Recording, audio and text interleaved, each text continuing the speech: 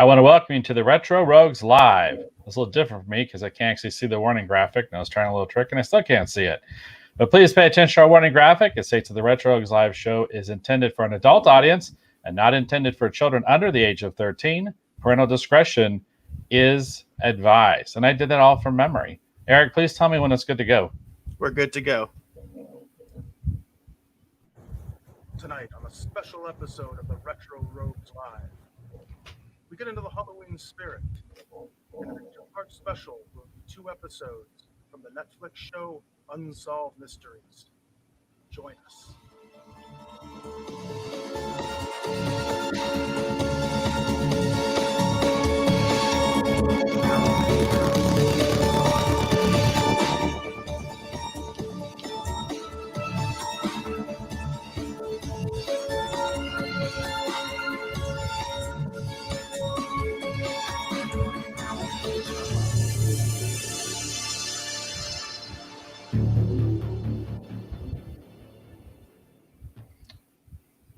Okay, I want to welcome you again to the Retro Rogues Live. My name is Dave Beatty. I am one of your hosts. It is the year 2020. I don't know. I got nothing else. Anyhow, welcome to the show. My name is Dave Beatty. For nearly the last 30 years, it's getting on.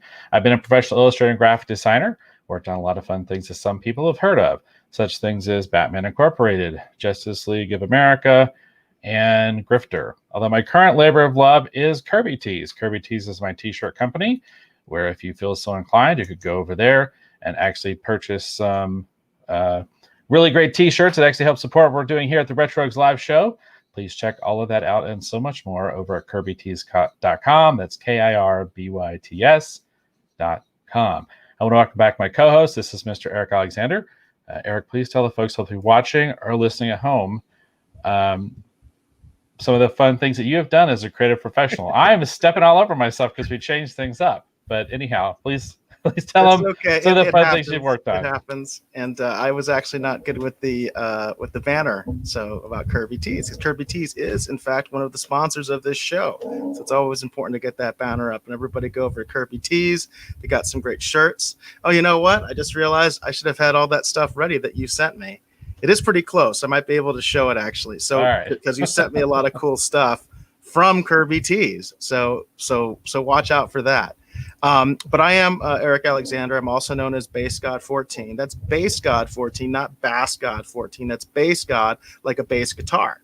And in addition to being the co-host of Retro Rogues Live, I am the associate producer of a feature film called Occupants, which features Star Trek Voyager actor Robert Picardo and is also streaming for free on Tubi. Yes, for free, folks. It is an ad-supported streaming service, and therefore you can watch things on Tubi for free, including many independent films like Occupants. And the director of Occupants is a friend of both of ours, of both Dave and myself, named Russ Emanuel. And Russ Emanuel and I are currently working on a project in California. We're going to be filming in Burbank, hopefully, maybe, possibly, next month in November. We are dealing with a lot of COVID headaches right now, but that's what everybody has to deal with right now. But it is interesting. It is interesting, and it does give me a little bit more knowledge and a little bit more tools in my repertoire, if you will. But I'm going to put the cam off for a second.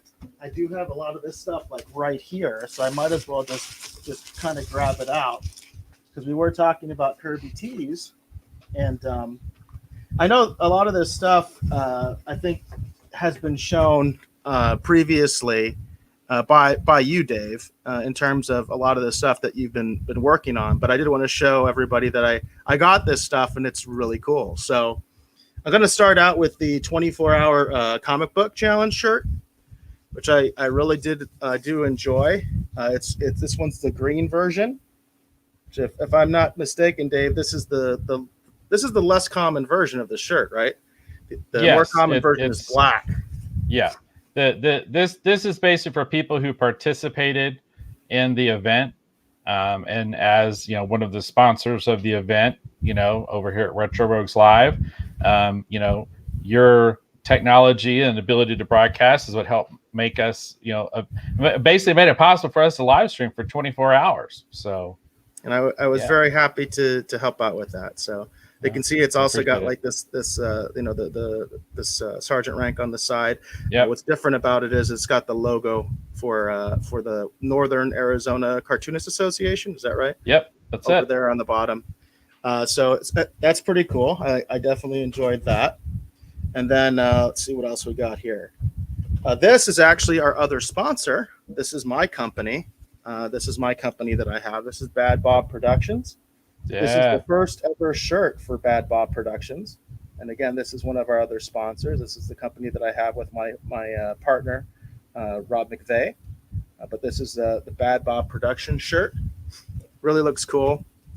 And I have to say, one of the things that impressed me, and I was talking, with Rob, because this stuff was actually sent to Rob's address, because Rob's address is the official address of Bad Bob Productions. I thought it was so cool how professional it is that you have the tags on these things. Yeah. And they come wrapped and all that kind of stuff, which I was really impressed. And he did that for me, which I think is really impressed, because, this is Dave's like one-man show, and he did that for me. He didn't have to do that for me, but he did it anyway, which is good to show on camera. I mean, I just love that professionalism that you have the Kirby Tees tag on it. And then here it is. This is the official Retro Rogues live shirt. Yeah. Which I think came out very well. I do like the little logo on the back too, which I think is cool. So very, very good stuff. That you gave me some other stuff as well, but hey, everybody check out Kirby Tees. Again, one of the sponsors of the show. And hey, we are selling out to ourselves. Kirby Tees is Dave's company. Bad Bob Productions is my company. Yes, we sell out, but we sell out to ourselves. And that's the way it should be. Right? That's the way it should be. And if my backdrop looks a little different, it's because I have spent, with the help of my wife, the last several days. A trivia fact: I was supposed to be broadcasting theoretically from Hawaii tonight. However, I am not in Hawaii. I am actually here again. COVID, the gift that keeps on giving. Anyhow, so since I've been here, I was like, well, you know what? Let's do all this stuff I need to get done. So among the things that's happened in here is I'm reorganizing this actually to make the studio more efficient actually for what I'm doing with Kirby Tees. So we've installed these shelving units here on the side that actually have a lot of supplies. I mean, they got collectibles and knickknacks on them too, but primarily it's being organized actually for supplies. And what you can't see over here on this side that's right out of camera is my vinyl cutter. So very soon we're going to have Retro Rogues decals that people can put on their cars. I told Eric when if he needs something, like if he's trying to outfit a car and make it look more official, put a logo on that. He's got the hookup for that now for his film projects. So I'm really excited. And one of the other things I can offer too is that with this, I'm going to start doing what's called HTV, which is heat transfer vinyl. And with that, I'm going to be able to do like sports uniforms and that kind of stuff a lot easier. And then secondly, along with that too, is I'm going to be able to have some different actually even more value priced 1 and 2 color options too for people that want to do custom printing and that kind of stuff. So I'll be unveiling a new pricing structure here pretty soon as well.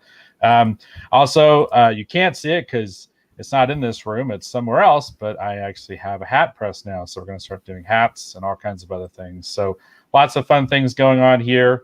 A shout out to my silent investor who helped make a lot of this happen. Greatly appreciate that.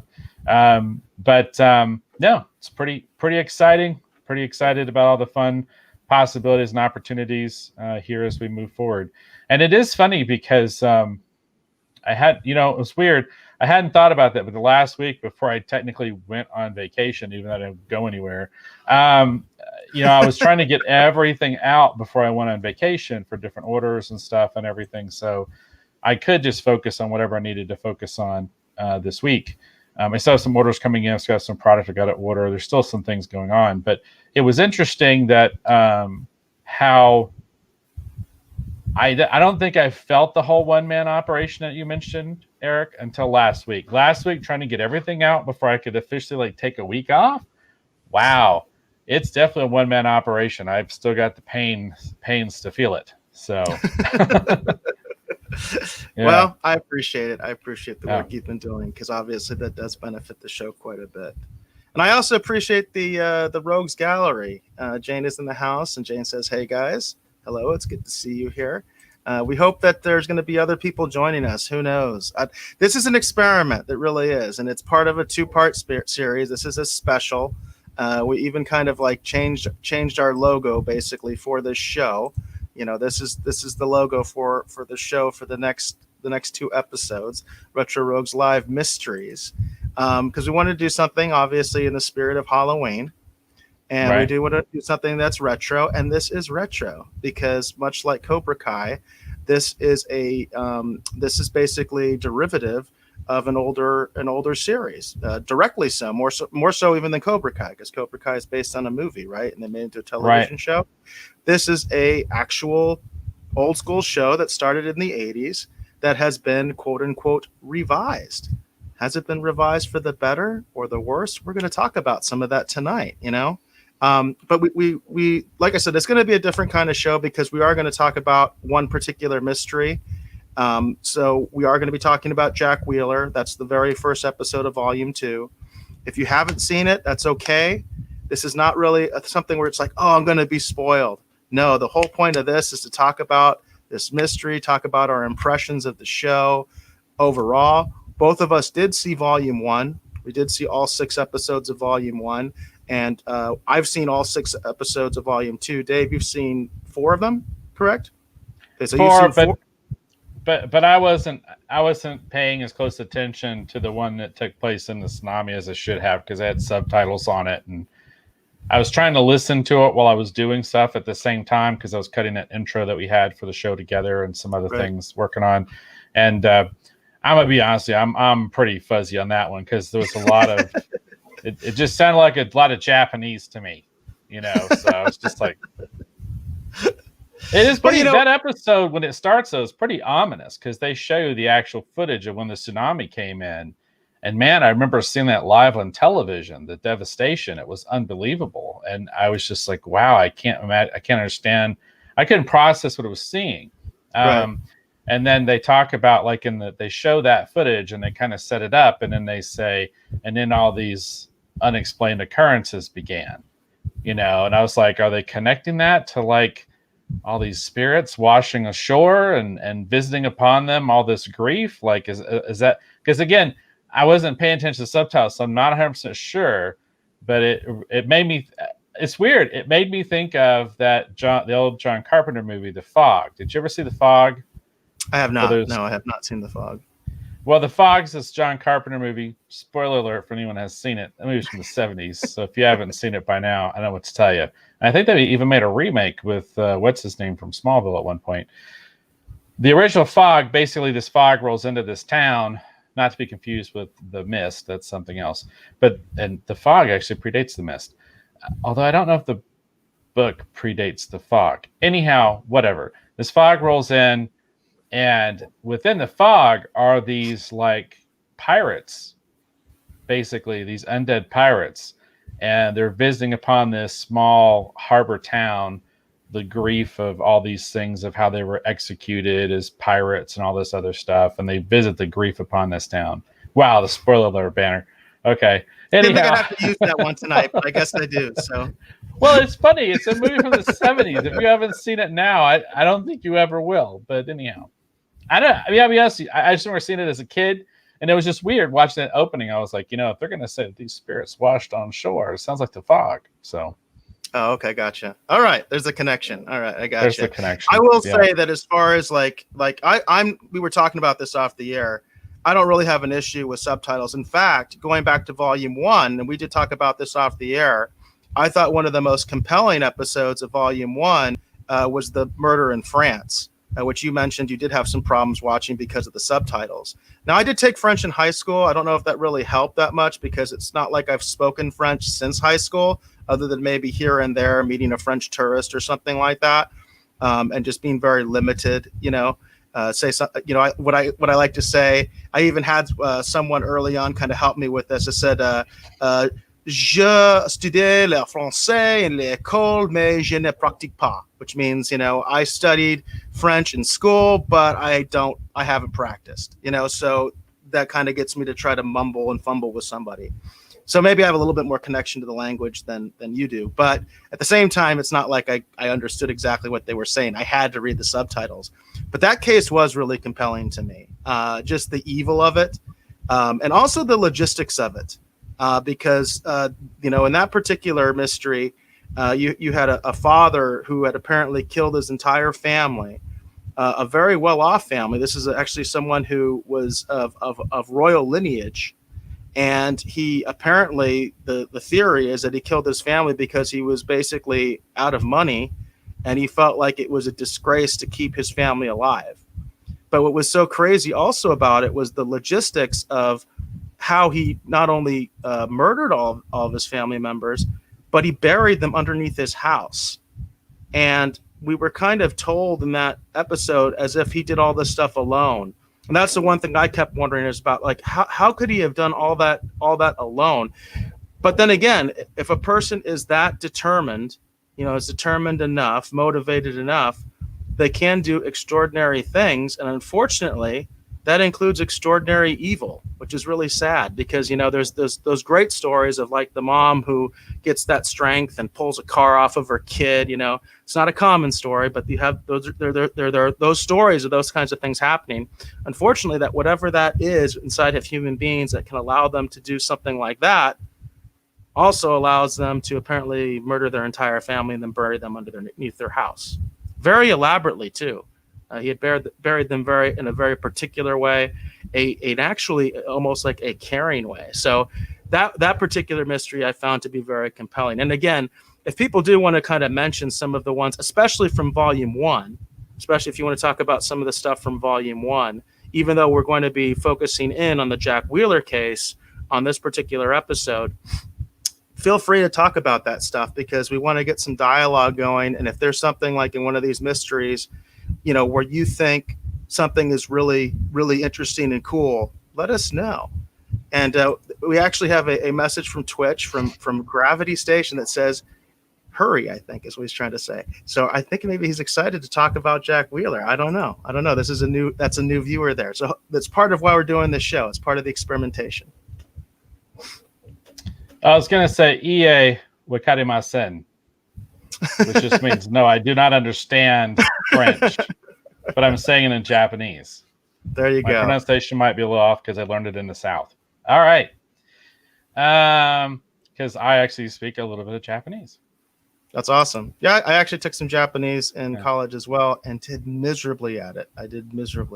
Terribly at it. I had no propensity for it whatsoever. Yeah, I was required to learn. Gravity Station was just saying, hey. He said, hey, laugh all that. Sorry, I can't spell. Ah, cool. We appreciate you being here, and we hope you're into the show and you're going to be talking about maybe some of your theories and all that kind of stuff about what's going on here. For sure. All right. So we're going to be talking about Unsolved Mysteries. As if to answer his question. Yes, actually, as if to answer your question. We're going to be talking about Unsolved Mysteries on Netflix. This is actually, we're starting with season 2 because, as Eric said, we had already previously seen season 1. We're going to be talking about actually. I should clarify because it's considered one. It's confusing. See, Unsolved Mysteries wants to create their own. They want to create as much confusion as possible. This is all considered season 1. We're talking about season 1, volume 2, as opposed to season 1, volume 1. All right. Well, let's give it a little bit of Rogue's retrospective treatment here for just a few minutes, because I was just looking up. I guess the first date of the original Unsolved Mysteries, the original television series that starred Robert Stack. Also, the voice of Ultra Magnus for the Transformers and the Transformers the movie, if you ever saw those. Looks like it actually debuted in January 20th of 1987, which is interesting. So normally when you do retrospective, you just want to talk about how you first heard about it, your first impressions, and then in order to give it context, we want to talk about how we feel about it today. However, we're going to be reviewing the Netflix show. But I think it would be good for us to just talk briefly maybe about how we first came to know about Unsolved Mysteries, because that's the whole reason that we even started watching this new versions on Netflix to begin with. So, Eric, why don't you tell us your connection to Unsolved Mysteries, maybe how you first heard about it, your earliest impressions, you remember watching it back in the day. I'll talk about mine, and then we'll get into the first episode. Now, the funny thing about Unsolved Mysteries is a lot of people forget that it started out as like a special of the week type of thing. It wasn't like a normal series every week. And it started out with a different host. A lot of people forget that, too. In fact, I think they went through 2 or 3 hosts before they got to Robert Stack, which I think is really interesting. I don't remember those episodes. I don't remember those episodes with another host. I always remember Robert Stack being the host of the show. And I remember watching it very early on. In terms of the run of the show. But it was a show that I really enjoyed growing up with. I watched it with my dad, and it always had some. What was really neat about the original Unsolved Mysteries show was just how different their different segments were. Because on the old show, on the original show, they had up to 5 different stories in one episode. So that's like 45 minutes or 48 minutes, whatever it comes out to with commercials, right? And they would cram all these different stories into it. And then every once in a while, they might do a special episode or even a special 2-part episode on one thing, But normally, there were like 4 or 5 things going on. And it wasn't just crime stories, right? It was like lost loves.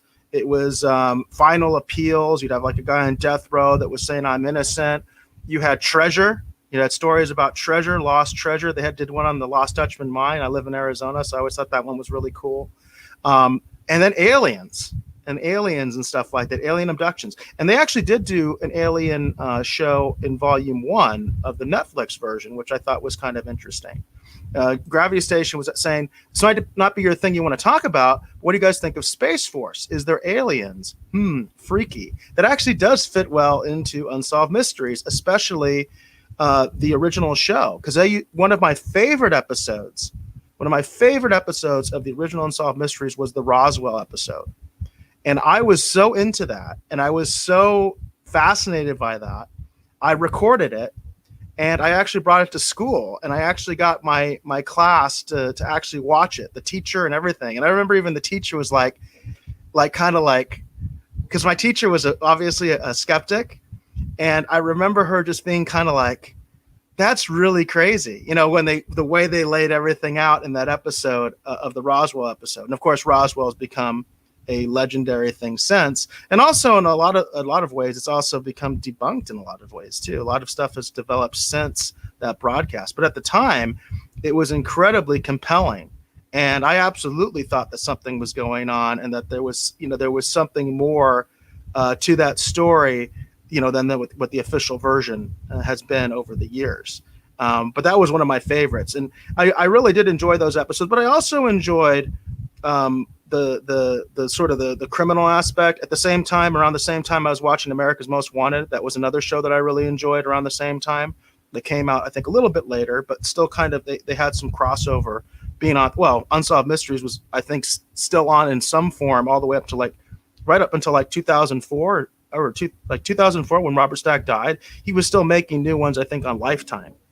So they'd switched networks. Like it started on NBC. I think it was on CBS for a little while, and then it ended up on Lifetime. And I know they did at least one revision of the show with a different host on Spike TV. I never got into that one. My understanding was all they did was take the original footage from cases that were still unsolved, and they just put a new host on it because Robert Stack was dead, and then they would just repeat whatever they had from that previous broadcast. They just repeat it because it still hadn't been solved. Which, by the way, one thing that's really interesting now, if you're interested in the original Unsolved Mysteries, is that show is available on Pluto, and it's also available on Peacock. And I've been binge watching a lot of it on Peacock, and it still holds up.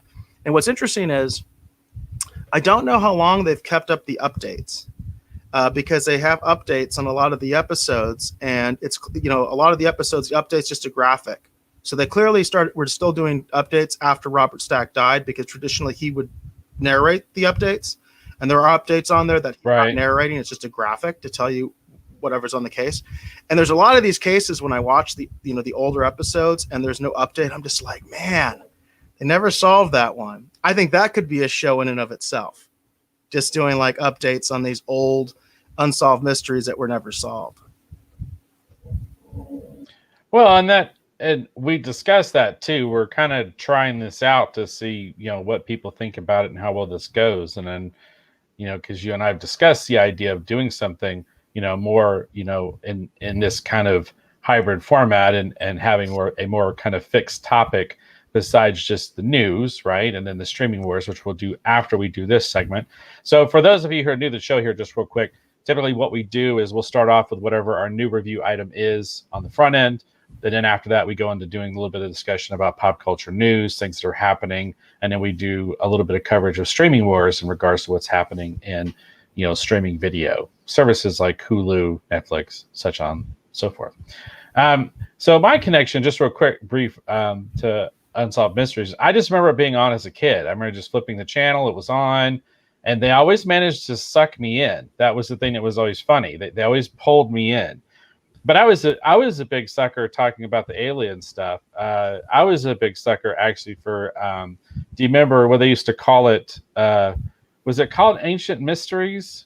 Was narrated by Leonard Nimoy from like the 70s. Wasn't that the name of the show? That sounds almost right. I think you're a little off on that one. The one that Leonard Nimoy used to do.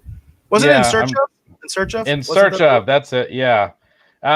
So In Search of, which is honestly, I think could have been a precursor to actually Unsolved Mysteries to an extent. But they were doing things, who built the pyramids. They did a lot of, alien stuff, a lot of occultic investigation stuff, which Unsolved Mysteries touched on all that too. But then it also did just general, crime stories and, but true crime stories. That's the thing that's really interesting about it. And then sometimes they would have something that started way back in the past, but had current connections today, and it was interesting how all these different things would come together. But I just remember Unsolved Mysteries always used to pull me in, and I would end up watching it. But I just remember I was flipping the channel looking for something to watch, and it was on, and I was like a little kid, and I remember just enjoying it. And I always liked Robert Stack. Like I liked listening to his voice because sometimes the topic of the episode may not necessarily hold me, but I would listen to the setup. Right. Because I always liked the way Robert Stack would set it up. Like there was just something about his voice. And then, but I also knew he'd been Ultra Magnus. Of course, he was on the original version of the Untouchables as well. But that was my connection to Unsolved Mysteries. And it was one of those shows too. I remember just kind of watching with my mom or whatever, like just turn it on. We would just watch it. So it was just kind of a fun thing. But yeah, that was my connection to Unsolved Mysteries. And so here we are. I miss one thing I really miss is Robert Stack. And I think the show does lose something not having a narrator like that. I really think it loses something. And we can talk about that a little bit more as we get into specifically the Jack Wheeler case and talking about Volume 2 and all that kind of stuff. But along the lines of what you were talking about earlier, you kind of expanded things. You were talking about Leonard Nimoy, and he did In Search of. And Gravity Station had another comment where he says, people think aliens are from space, but we have only discovered 2% of the ocean. Could they be under us? And what that actually reminds me of is a radio show called Coast to Coast. I don't know if you ever are familiar with that one, Dave, but you were expanding things a little bit with In Search of. And it's like, if you're into this kind of stuff, if you're into the paranormal, you're into aliens, you're into the lizard people. They actually used to talk about the lizard people on Coast to Coast AM. They had a guy, crazy guy. I think he was absolutely insane. It's called Red Elk. I remember listening to him. For years and years, I used to work graveyards as a police officer. And there would be sort of a dead zone during the week, where basically, at that time, bars in Arizona closed at 1 a.m. And there would be sort of this dead zone very often during the week where there wouldn't be anything going on from, say from like 3 a.m. until maybe 4:35 when the accident started, because then it would all of a sudden become active again because people were going to work, and all of a sudden there'd be accidents. And a lot of times it would be so dead in that period of time, the dispatcher would sometimes just try to call us to make sure we were still alive, just to do welfare checks, just to make sure that everybody was okay. But because of that, one thing that a lot of us would do is we would meet up with each other and we'd write reports and things like that.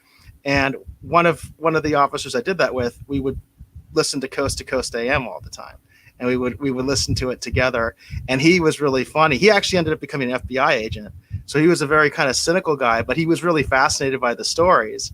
And we would talk about it, and all these different things, because he had a lot of like interesting religious beliefs. I'll just put it that way. And so it would be interesting in the context of what we were hearing on Coast to Coast AM. But if you're interested in that kind of stuff, all those things kind of go in line. There was also that show that Jonathan Frakes did. Remember? Was that an update of In Search Of, or was it something totally different? Because Jonathan Frakes did a one too, I remember. I think it might have been an update of In Search Of. I'll have to look it up because I keep trying to do the summary for Unsolved Mysteries, and I keep like pulling it off my phone and pulling it back up because I want to just read it straight. But yeah, Jonathan Frakes had sort of that same kind of thing. Beyond belief. That's it. Yeah. That's a nice thing about the internet is you can find these things fairly quickly. So that's another one, Gravity Station. If you're kind of interested in all this stuff, Jonathan Frakes did a show called Beyond Belief. There's also a really good, funny YouTube clip where they take all of his line was something like, "Would you believe blah, blah, blah," something like that. And there's a montage of those that are pretty funny because when they're in the context of the show, they work. You put them all together, they're like just funny. They're just silly. Yeah. They sound stupid. They're so funny. You know what I mean? Because he's like, "Would you believe blah, blah, blah." So that's another one. And of course, Ripley's Believe It or Not. That's another one too, right? There's a lot of them. There's a lot of them out there if you're interested in a lot of this crazy stuff. There's even more true crime. If you get into the true crime side of it, that's everywhere. There's just tons of true crime things, Court TV. I mean, there's all these different channels that are almost dedicated to this stuff. True TV, I think, was another one that used to do a lot of these recreation type shows. So depending on what you're into, Unsolved Mysteries, like I said, originally really covered it all. Like I said, they did. What I really missed is I think I talked to you about this off the air. I was hoping for a treasure segment, and there was no treasure segment in Volume 2. Yeah. Well, and it's talking about the aliens. They did do the I think the episode was about the Berkshire UFO, which is interesting because I actually listened to them talk. I felt like that account or some of those accounts could have been loosely what some of the inspiration was actually for Vast of Night, which we had reviewed. It was weird because I was listening to them talk about it, and there was a guy who was like, the tapes from the radio broadcast, because it was a DJ or someone who was running a recording, that was a big part of the investigating. mystery. What happened to the broadcast? And basically, the DJ had said, "Well, we just didn't keep that stuff," which is very common for the time. That's actually an issue with TV preservation as well, where a lot of these old shows are lost because they didn't record them, or they did, or what they did had a hiccup there. There's a lot of Doctor Who episodes that are lost because what they used to do was they would recycle the videotapes. So they would, and it's crazy to think they did that, but they actually did that. And it's crazy to me to think that somebody that came from a film background would do that, but that's what they did. You know what I mean? Like they went ahead and they said, "You know what? We only have a certain budget. We got to reuse these tapes," and they would record a new episode over the original tape, which is crazy. Yeah. And then that episode is lost forever. Going back to what you were talking about with the radio stations, I remember that was a key part of that particular mystery. That's again from Volume 1, where they were talking about these alien sightings, and they were trying to get information to corroborate what the witnesses were saying. And what it came down to was the DJ at the station said, "Well, we just didn't preserve that stuff." He said, "I've heard the rumors too that they talked about it on the air, but none of that stuff was recorded," which would have been really great for the case and really great to sort of, corroborate what those witnesses were saying. Because I'll say this, I've tell this to anybody that will listen to me. Eyewitness testimony is the most compelling thing you can have in a case for the average person, for a jury, for the news. People love eyewitness testimony. But when you're really investigating a case, it's often the worst evidence that you can possibly have because people's perceptions are so different. And even if you and I are in the same room, looking at the same thing, even from very similar angles, which, by the way, we can never see it from the same angle. Consider that. It's impossible for you and me to observe an event from the same angle in real time. You know, we're not talking like surveillance footage or something. If you and I are sitting in a room, there's no way you and I are going to be in the exact same position, seeing things exactly the same way. So people's perceptions and all that kind of stuff can really taint that evidence quite badly. And the other thing is, this is something that people forget also, is people often, if there are gaps in what they remember, they'll fill them subconsciously without realizing they're filling in a gap, and they didn't actually see that.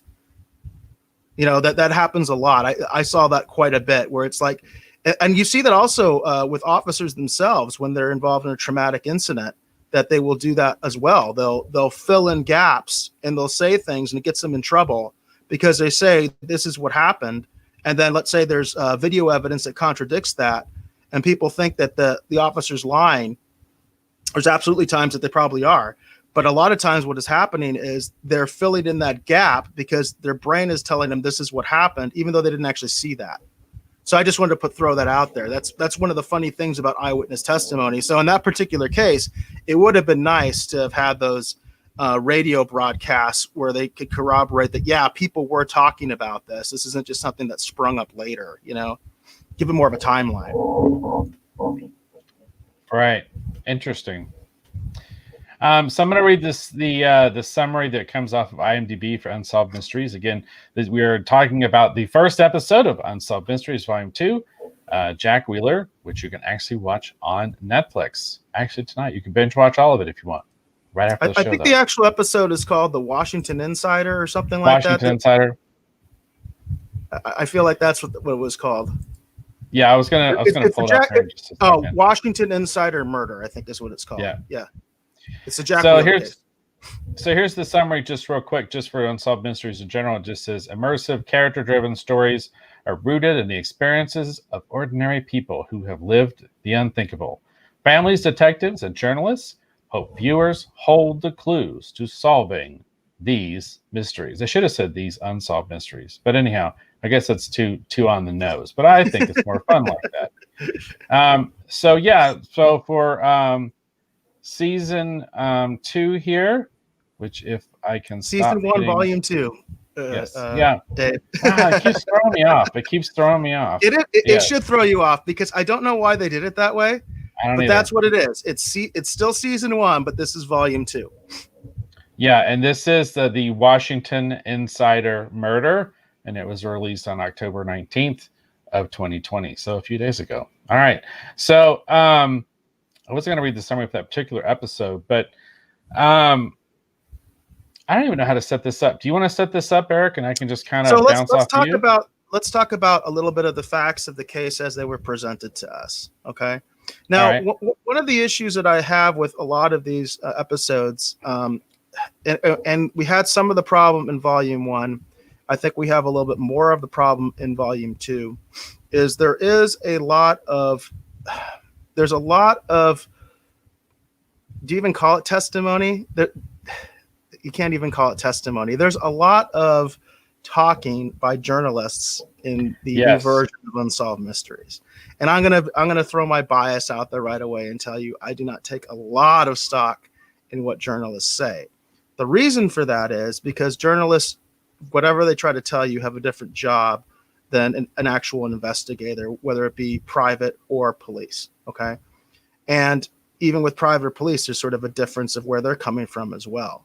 But when I talk about a private investigator, or you're talking about a police officer, someone involved with law enforcement, they're coming at it from an angle of trying to find the truth, trying to figure out what happened. Okay. Journalists come from the angle of this is a good story. This is a good story. This is a compelling story. And this is one of the differences, I think, between the new Unsolved Mysteries and the original. The original, like I said, sometimes they had like 5 segments in one episode. It was like bam, bam, bam. And they didn't have a lot of time to go through all this minutia. They just had to give you the facts and set things up as quickly as they could. And then, you had Robert Stack's excellent narration where he kind of summed things up for you. And again, it was these are the facts, you know what I mean? And here's what happened, and here's what we know, and here's what we don't know. Here's what the speculation is. And it was like, bam, bam, bam. With this longer format, it becomes more of, this is a documentary. This is a story. We're trying to set something up here, and then we're trying to kind of put some threads out there of maybe what happened. And a lot of times it feels like it can drag a little bit. You know what I mean? But at the same time, with when you're talking about a journalist who's talking about something, you can't help but feel that there's some sensationalism going on with the case, instead of just kind of cutting through the minutia and saying, what's the real mysterious part of this case, you know, in the context of everything, you know? And to that point, because I actually told you, as I was working my way through them, that the one about the lady in Oslo, I at one point I was just really questioning why they were even talking about it, because it really felt like some random journalist had just taken this on as, you know, his cause or whatever you want to call it, because that one is, for me so far in this, you know, I know we're talking volume 2 season 1, that's the one that's left me the most cold, because not because it's happening in Norway, but because I felt like I was like, there's no grieving family member, you know, there's no connection to anything. It's like this woman shows up. Well, I guess we shouldn't talk about that, but anyhow, I'm just going to say that one is the one where I told Eric, I was like, okay, well, what I don't get this, because this is just a journalist just waxing poetic about some, you know, horrible potential suicide, you know, but and then at the end of it, it's like, oh, well, we have some answers now. And then when he gives you the answers, you're like, that's not really much of an answer. So you're saying the person came from this country. That's what you got, you know, like you and I'm like, I'm wondering, it's like, how much money did you guys spend? Okay, I gotta stop. We gotta save that for that episode if we talk about it. But anyhow, I want to say that episode of Death in Oslo, and that is another. That's a great example. That's a great example of what I'm talking about. Yeah, that's in terms of the difference between what Unsolved Mysteries is now and what it used to be. Right. Yeah. And go ahead. I was just going to say, it's like, that was the one where I told you, I was like, okay, because you had mentioned to me, you had texted me, you were like, I can't wait till you watch these. I'm curious to get your impression. And then that was the first thing I said back to you, was I also started to watch the volume 2 stuff. I'm like, wow, okay. Because that would really just felt like it was like, it would literally be like, I walk over here, I pull a book off the shelf with like a mystery in it from, like, you know, 1983, right? And I go on the internet, I go, wow, no one's actually solved this. And I spend the next few years just digging into it for fun. And I'm like, hey, check it out. I should be on Unsolved Mysteries because I have nothing better to do but look into this thing. So I just thought that was kind of weird, and especially to the extent that they took it, because I'm like, this guy isn't even a family member. He's just some random dude running around like going, we have to, and I just really wanted to tell him, because you see the images of her, he's like, we don't know who she is. It's like, I know who she is. It's Trinity from the Matrix. Do you not recognize her? It looks like Trinity from the Matrix. We know what happened to her. There's a movie about it. Anyhow, yeah, she's in her phone fighting a good fight. So, but anyhow, enough about that. Yeah. So well, I think sometimes it's the case of, is this really that much of a mystery, or are you just trying to make a mystery? And that's also part of creating a story. You know, I can talk from that end. And I think you can talk from that end. Sometimes you have circumstances and you think, man, you know, those circumstances that could make the basis of a great story, but that has nothing to do with what actually happened. Right. You know, Hollywood does that all the time. They take elements of something that happened in real life, and then they just expound upon them with all these crazy notions, you know, like actually I was just watching Fargo the other day, and that's a great example of that, because the Coen brothers have constantly changed their story about how much this is actually based on anything real. And I think the latest thing was, there is an actual case that it was based on, but it's like, it basically is because I think the guy put his wife in a wood chipper, and that's not even what happens in the movie. You know what I mean? It's not the guy puts his, you know, not to spoil the movie for you, but that's not exactly what happens. It does involve a wood chipper and it does involve a husband, but there's so much else in that movie. So the problem is, are you creating a narrative? Are you trying to create a story? Or are you trying to just present the facts and kind of tell us what's really crazy about this mystery? Because I felt like with the Jack Wheeler case, for a lot of it, I felt like, okay, at first the setup is great. Okay. Because Jack Wheeler was a definite Washington insider. And the fact that a Washington insider was found dead in a trash dump, okay, right off the bat, you're like, okay, professional hit, no doubt about it. Foul play, you know what I mean? No doubt about it. This does not happen to a person that is in the halls of power like that. Just does not happen to that kind of person, unless, of course, you always, you go the crazy suicide route, which is what it is. We'll get there, So it's like right off the bat, you're like something's foul here. But then what you learn besides what's in the trash dump. Right. Exactly. But what you learn quite quickly and then kind of threw me off is, well, he was also suffering from pretty severe mental illness. Yeah.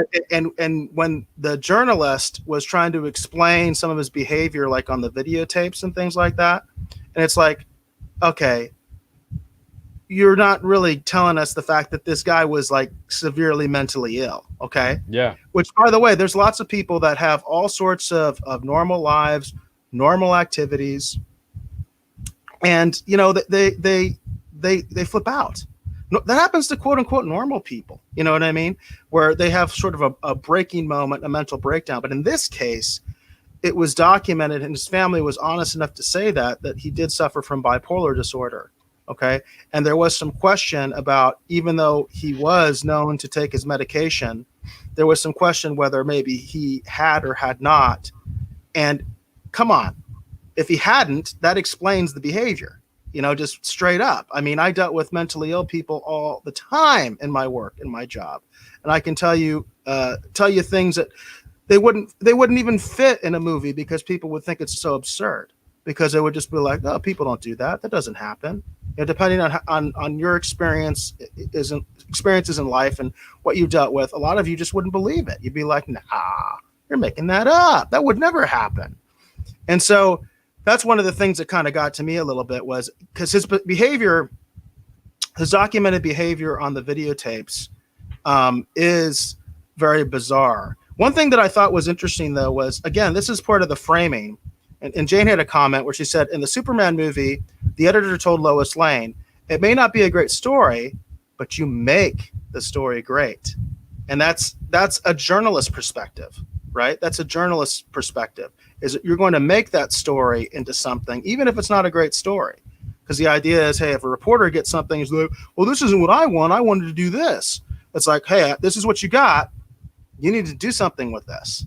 Okay. That is not the perspective that a police officer, or a private investigator comes from, because they want to solve the case. They want to figure out what the hell happened.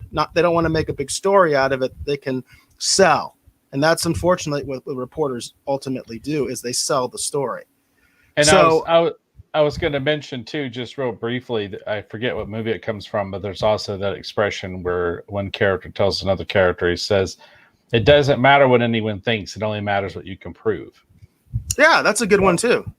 That's more of a law enforcement perspective. That's right. The other side of it, right? That's the non-reporter side of it, is you need to be able to prove what happened, because otherwise it's just pure speculation, which was honestly what we're going to probably be doing a lot of on this episode, is pure speculation. But to back it up a little bit, so in this particular story, it's all about the mysterious disappearance of Jack Wheeler. And the fact that he basically suddenly stopped his Christmas plans, right? He suddenly stops his Christmas plans, which his wife did say she felt was a little bit kind of weird, but at the same time, his daughter was saying it really wasn't, because he's kind of a workaholic. He would do stuff like that. So he just leaves. And as far as they know, and they're using the phone at this point, which I thought was interesting, because I don't necessarily, that's one instance where I'm not totally with that. I think that's helpful, but just because a phone is somewhere doesn't mean the person's with it. So anyway, they use a lot of phone tracking to track his movements for a while. That basically he goes to his company, he has some sort of a meeting, we assume, and then he goes back home. And he goes back home, and then all of a sudden he makes a report to his company that his phone has been stolen, along with his briefcase and a couple other items, sensitive items, because he had a security clearance and he was reporting the theft of these items to his company. Right off the bat, they say, well, why didn't he call the police? So that's curious. And then there's this weird thing about the phone says he's home during a period of time when his neighbor's house is under construction, and there's an incident at the house where these smoke bombs are set off. Some vandalism is done at this house that's being constructed, and Jack Wheeler's phone is actually found at the scene. So it's go ahead. And it's you don't find out until later about more of the mental illness problems and the fact that he did have a conflict with the people building and was very against them building there. Okay, so what I'm trying to say is, as they kind of go back and forth and they kind of start to present one narrative as you're moving along, that hey, something's really weird here. Apparently his phone is gone, his briefcase is gone. He had parked his car in another city, but not emphasizing the fact that apparently the man did suffer from some mental health problems, and he was upset about this house being constructed across the street because he basically thought they were like destroying his historic neighborhood. So there's a lot of stuff kind of going on that kind of explains that in a much more simpler term, which is that he kind of just got fed up with things, had a little bit of a mental breakdown, lobbed some freaking smoke grenades or whatever at this person's house, became sort of disoriented, which they said he normally became disoriented, that he had a very poor sense of direction. He often would have difficulties finding his car after parking them, that kind of a thing. And so there's a lot of context that says, okay, well, a lot of this doesn't sound as abnormal as you might think. You almost think like, well, I'm not sure he wasn't lobbing smoke grenades at his neighbors' houses all the time, but it sounds like he did lose his car on multiple occasions. But in this case, you kind of get this, at least for me, I get this picture of somebody who's kind of cascading with kind of mental breakdowns that are happening because he's done one thing after another, right? His house is apparently found in disarray by his neighbor, and there's this huge question as to whether there was an actual burglary or if he had in fact done that himself in some sort of fit of mania or rage or something like that, because he was starting to break down. I do think one of the issues that was happening, at least from what I could see, was that the briefcase, I think, that was one thing that they said was very significant to him, was that briefcase. And there's that speculation that he kept classified documents and things like that in that briefcase, because he always had the briefcase with him. And so if he had parked his vehicle somewhere, basically lost his vehicle, for whatever reason had left the briefcase in the vehicle or something along those kinds of lines, I could see that kind of starting some sort of a mental process that would create sort of a breakdown in his behaviors and start cascading into more and more problems. You know what I mean?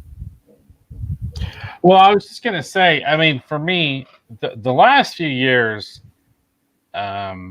just personally, I've witnessed some things that as I was watching, with, close family friends and whatever, and actually family members sometimes, I have literally seen some things that when I was watching, like the footage they have of him, where he's got like the one shoe off and all these other strange things. And then they said he was like down in this basement for a certain period of time. And I was just like going, okay, well, this guy has had some kind of a psychotic break.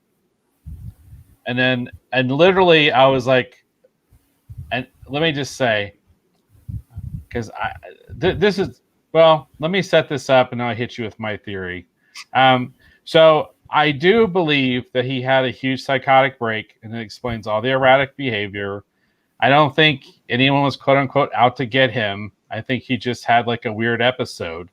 But the the thing I found the most shocking about this, which is why I think it was a mental thing, is because when you look at the people he was connected to, like in regards to like the people that he knew, the connections that he had, like I was kind of shocked that his murder is still unsolved. Let's just put it that way, right? Like, so I feel like that someone does know what actually happened, and maybe it isn't very favorable, right? And it was all, but the only part of this I still don't understand is with the psychotic break to me explains everything, but the winding up dead in a landfill. That's the part I don't. And all I could think of is like, well, maybe he rolled up on the wrong people, was having a crazy fit, and they basically beat him half to death, and that's just where they disposed of his body, But it's weird because when they talk about this guy and they talk about the company he was working for, they kind of allude to the fact that he was working on all this sensitive stuff and he had access to all this information that people would have wanted. And it's like, well, yes, I guess.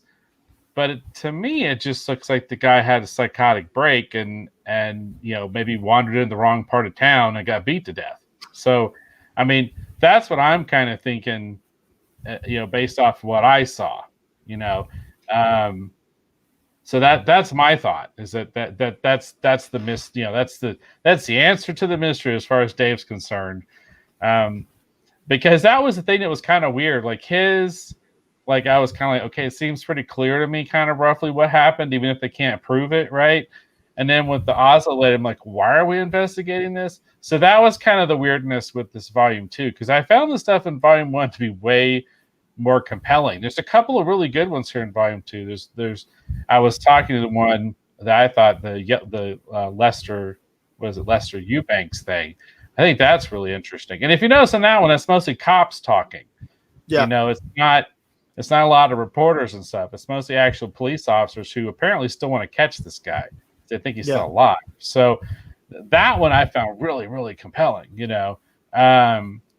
But yeah, with this one, I just feel like he just had an episode, wandered in the wrong part of town, and mystery solved. So that's just I don't know anything. I'm only speaking. These are my opinions, only my opinions. Whatever legalese I have to say. I'm obviously not an investigator or anything like that. I just watched a show, talking about my rear. That's the whole point of this episode. It's just about opinions. It's just irresponsible speculation on this show tonight. So, but it's not like we're accusing anybody of anything either, because that's one thing that they don't Definitely give us any hint of. I will say this one thing that's interesting. First of all, I thought it again. This is why this journalist stuff sometimes gets to me. The journalist kind of made this big deal about, like, in the first video when he's still home, he goes to his local pharmacy. He actually asks his local pharmacist if he can give him a ride to the city where he thinks he left his car. Okay. So because it was in a separate town in a parking garage, he needed a ride to get there because he had taken the train home, I guess, or something like that. So he's trying to find his car, which I think is also, he's trying to find his briefcase, because he probably left the briefcase in the car or something like that, or near the car, whatever. That's what he's thinking. And so he's like, I got to get back there. I got to find the car. Well, they made this big deal about the fact that he had like such a different demeanor when he was in the pharmacy, as opposed to the next time we see him, which is in the garage. He's in the wrong garage. It's not the garage where his car was actually found. He's in the wrong garage. That's where he's walking around with the one shoe. Okay. And the thing is, I in terms of like trying to make the story great, as Jane was trying to talk about earlier, I was like, me watching him in the pharmacy, I could already tell he had issues. You know what I mean? I could just see the way he was walking and the way he was staggering, almost as if he was maybe drunk or something, which obviously that could be also, he could have just been tired. It could have been, again, going through some sort of manic or, mental episode, that kind of stuff. But just the way he was walking, his body language said to me, this is a man in distress. If I had seen him in the pharmacy, okay, and I was just looking at him, if I'd been working, I would have been like, "Are you okay, sir? Something going on?" You know what I mean?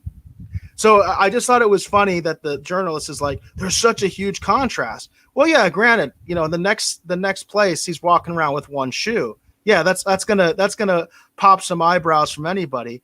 But to me, as even just watching that little bit of video footage, as soon as I see him walk in, I feel like he looks haggard, he looks tired, he looks like something is wrong already, and that just tells me again, as you were kind of alluding to as well, there's already a breakdown that's happening right now. He's already going through some sort of psychotic episode. He's already in distress. It's not like there's this huge contrast that the journalist tries to make out between those two videos. I don't see it. I think he was already in trouble going to his pharmacist asking him for a ride. Okay, because there was no indication that was something that the pharmacist would do for him all the time, was just take him wherever he wanted to go as if he was his chauffeur.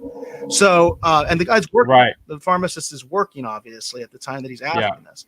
That's not rational to me. That's already like something's going fruity. And then apparently, and this is something that's also interesting, in the video, they very much show, as they show it on the show, and as they're doing the narration, they very much imply these sort of two men walking behind him just took him to where he wanted to go, took him to that garage. Okay. And so then it's like, okay, those are the guys. They don't really talk about them anymore to kind of say how they were vetted or if there was something that went on there.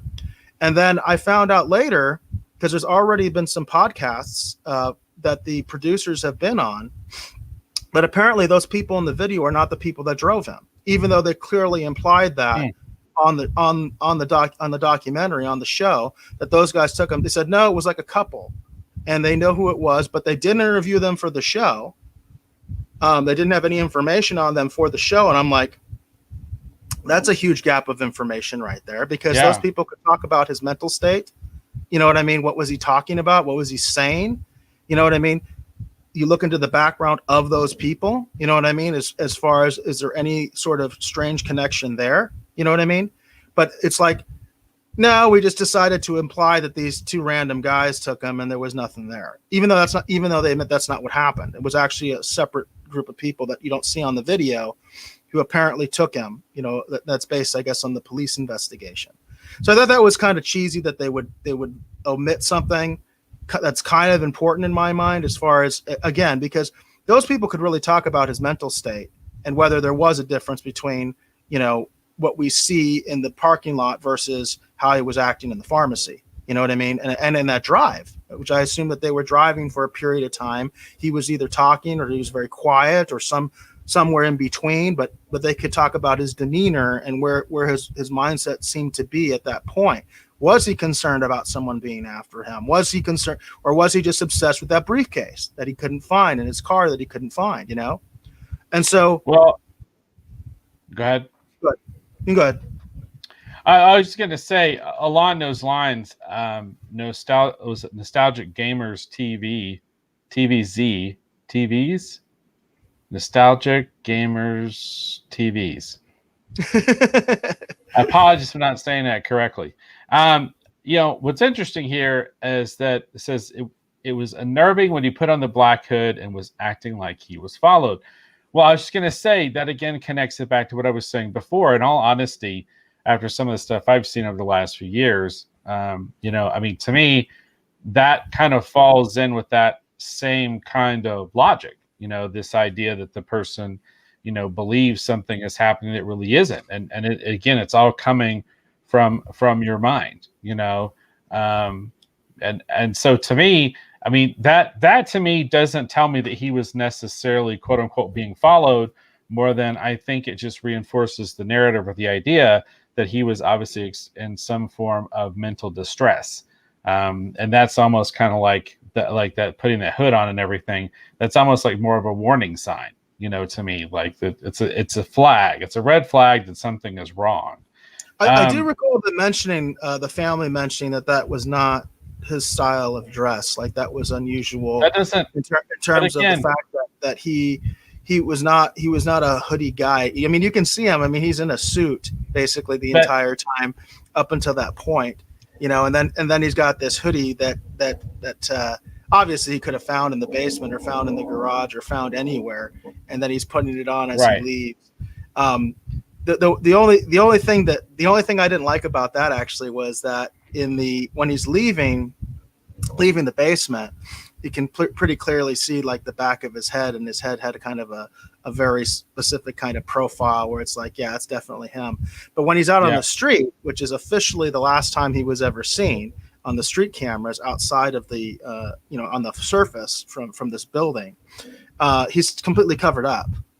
And at that point, you cannot definitively say that's him. Now, granted, you can use the timing on the cameras to say that's got to be him. You know what I mean? There's just no freaking way you could switch between where the cameras are. But there's always gaps, it seems like. You know what I mean? So that was the only thing with the hoodie that actually got to me. Was I was like, in that last image that we see of him on the street, you can never actually see any part of his head. His head is completely covered by the hood. And so the conspiracy theorist in me, not necessarily the police investigator in me, but the conspiracy theorist in me that says this guy is a Washington insider involved with these high profile cyber security things and stuff like that. Could there have been a switcheroo done? You know what I mean? In that small period of time when he was clearly vulnerable. You know what I mean? That he was clearly in distress. You know, I think I'm with you in terms of up to this point, I am definitely following the mental breakdown theory much more than anything else. But I will say the conspiracy theorist in me said, yeah, I don't like that little gap where I can't see his head. They're telling me that's him, but do I really know that's him? I can't say that I do, because I cannot see his face. I cannot see, again, the profile of his head. Even if it's the back of his head, he seemed like a very clear profile from the previous videos. I was like, yeah, those match. But once the hood's up, you don't know. You don't know definitively if that's still him. Well, here's the two things I found most unnerving about this story.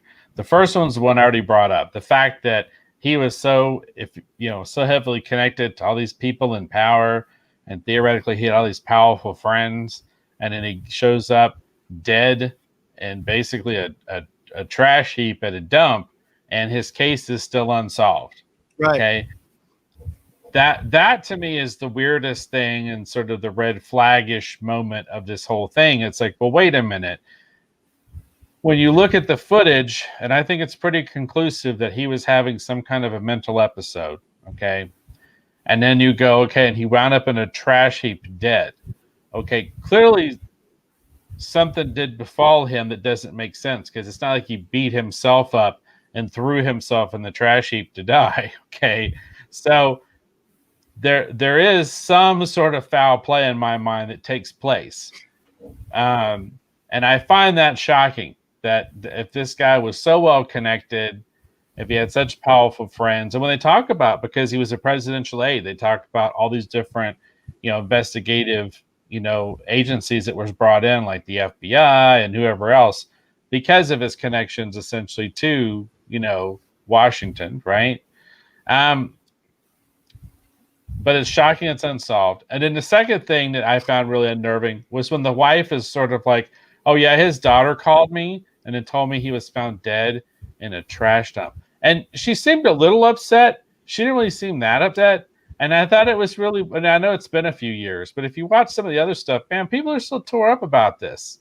And you can see it, like you see them, the lies get kind of glassy, you know what I mean? And they're trying to fight back those tears, like even those tough cowboy guys in some of those Volume 1 episodes where the guy, he even fought his brother and his brother's dead. And he's still, even though his brother stole his wife, he's still sad. Like you can see some kind of something. And she almost looks like she's smiling, like, thank God he's gone. And it was weird. It was really weird. I'm not saying she had anything to do with anything. I just thought it was really strange that she was so removed from her husband's life, that it's like, well, his daughter called me and told me he was dead. That's funny. That's kind of her reaction. She's just kind of like, what do you want me to do about it? I did not pick up on that. I did pick up on another episode where something like that happened. There's another episode where one of the family members was talking kind of the way you are. That's actually in the Lady in the Lake episode. There was something about the way the daughter was talking that really unnerved me. And that might be something we talk about on the next episode in greater depth. But getting back, obviously, to Robert Wheeler. I'm sorry, is it Robert Wheeler or Jack Wheeler? Jack Wheeler. It's right on the screen. Jeez. Jack Wheeler. I have it up there and everything. I'm watching it go back and forth. Going back to nostalgic gamer TVs, he did say another thing that stuck out to him was his laptop had so much on it was never found. There is almost like a separate issue here, okay, which is kind of interesting when you think about it. And this is when, okay, I'm a big Star Trek fan, so let me set this up. I'm a big Star Trek fan. There's a character in Star Trek Deep Space Nine. His name is Garrick. Garrick is an intelligence operative from the Cardassian Empire. It's a thing called the Obsidian Order. It's supposed to be even more secret than, like the CIA or KGB combined. Okay, they're supposed to be like the best. But he would tell you. I gotta set this up. I gotta set up this line here. So, because some people might not even know what Star Trek is. So Garrick is this guy that's supposed to be like a master spy. Okay, and they're talking about this situation. He's talking about the situation with another character, and they're talking about coincidences. And I love this line, and I love this line for anybody who's into this kind of stuff. He says, "Oh, I believe in coincidences. Coincidences happen all the time. I just never trust coincidences." And there is that coincidence factor of not only did this man die in a very sort of bizarre, unusual way, but also what the hell happened to his laptop that a lot of people, including, I believe they had the Secretary of the Air Force, the former Secretary of the Air Force, who was friends with him. They worked together. He's the one who specifically mentions that he believes that he carried classified material in that briefcase all the time because he always had that briefcase with him, and he basically guarded it like with his life. Okay, and that also goes to the mental breakdown.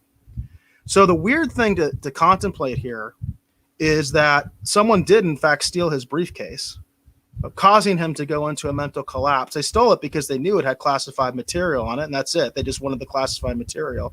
Okay, or they could have even stolen it randomly, not knowing what the hell was in it because they saw a briefcase in this parking lot or on top of the trunk or on top of the, all those different little scenarios. He left it on top of the car, something like that. You know what I mean? Somebody just takes it as a thing of convenience and just runs off with it. And then the next thing you know, of course, it causes him to go into this incredible mental spiral that ultimately results in his homicide and death. And the two events are not exactly connected. In other words, the guy that stole the briefcase had nothing to do with the guy or guys that killed him. You know what I mean? That's bizarre. That's bizarre. But life does work that way sometimes. Sometimes you can just have an incredibly massive coincidence like that. In other words, his briefcase absolutely could have been stolen and have nothing to do directly with his death in terms of it's not the same person. They're connected in terms of what it did to him. And ultimately, one did lead to the other. But you see what I'm saying? Is like there is that sort of crazy scenario that you had something happen, criminal issue with the briefcase where it was stolen, either because he lost it and someone picked it up or someone deliberately stole it from him somehow. While he wasn't looking, whatever. It sounds like he was not great with his awareness and all that kind of stuff. So maybe somebody did steal the briefcase. It puts him into a mental, puts him into like a mental collapse. And the next thing you know, he's wandering the streets in the middle of the night with this hoodie on, right? Which, by the way, having the hoodie on doesn't make him look like a person of means. It makes him just look like any other dude, okay? He doesn't look special or anything like that. Some random idiot or idiots come along, decide that they're going to jack this guy, rob him, right?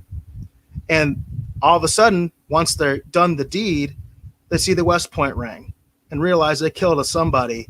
They didn't kill a nobody. They just thought they killed some dude, maybe homeless dude in a freaking a hoodie. They panic, and now they realize they got to dump the body. You know what I mean? Because they're like, this is somebody. Don't take that ring because we're smart enough to know that ring might be traced back to us because it's not like everybody has a freaking West Point ring. You know what I mean? That is something that can definitely be traced. There are not that many West Point rings out there. There's certainly not that many for his class because those are class rings for specific years and all that kind of stuff. So that's one scenario that I can see that's crazy. And yet I think it's a very likely scenario. His briefcase was stolen. It put him into a mental collapse. Like I said, either because he lost it or it was deliberately stolen, but his briefcase has been stolen. It's disappeared with all that classified material on it. Put him into a mental spiral. Ultimately, it would let him into that crazy situation of walking down the middle of the street in a hoodie. He looks like just some homeless dude. People decide to roll up on him, see whatever they can get, kill him, and suddenly panic, realizing, oh, this is not just some freaking homeless dude. We need to get rid of this guy quick. So that's a scenario that I'll give you right there. But it's crazy because it is a lot of coincidence happening at the same time. Yeah, and to quote Jeff Goldblum from Jurassic Park, life finds a way. But and I'll also add too that Garrick would tell you that he was just a tailor. That's right. That's what he would say. He's also a liar, yeah. Which is a good liar, but he was a liar. So yeah, it's interesting. All these different kind of theories. I mean, I could, like I said, that to me is the big mystery. The way he was acting on camera, I'm not shocked at that. I'm not either. In all honesty, I think he was having a mental episode. I agree with you. I think he was having a mental episode. And again, I don't like the contrast that the journalist sets up as if, oh, his behavior in the parking lot is beyond the pale, whereas in the pharmacy he was fine. It's like, no, I'm seeing some issues right off the bat that something's going on here. You know what I mean? Right. Now, we got another comment from Zorro the Slayer. By the way, we're doing pretty good on Twitch. We've had more Twitch comments than ever. You know what I mean this time. So thank you to Twitch, because we've been trying to get some more traction on Twitch. So thank you, Twitch people that are actually commenting on this.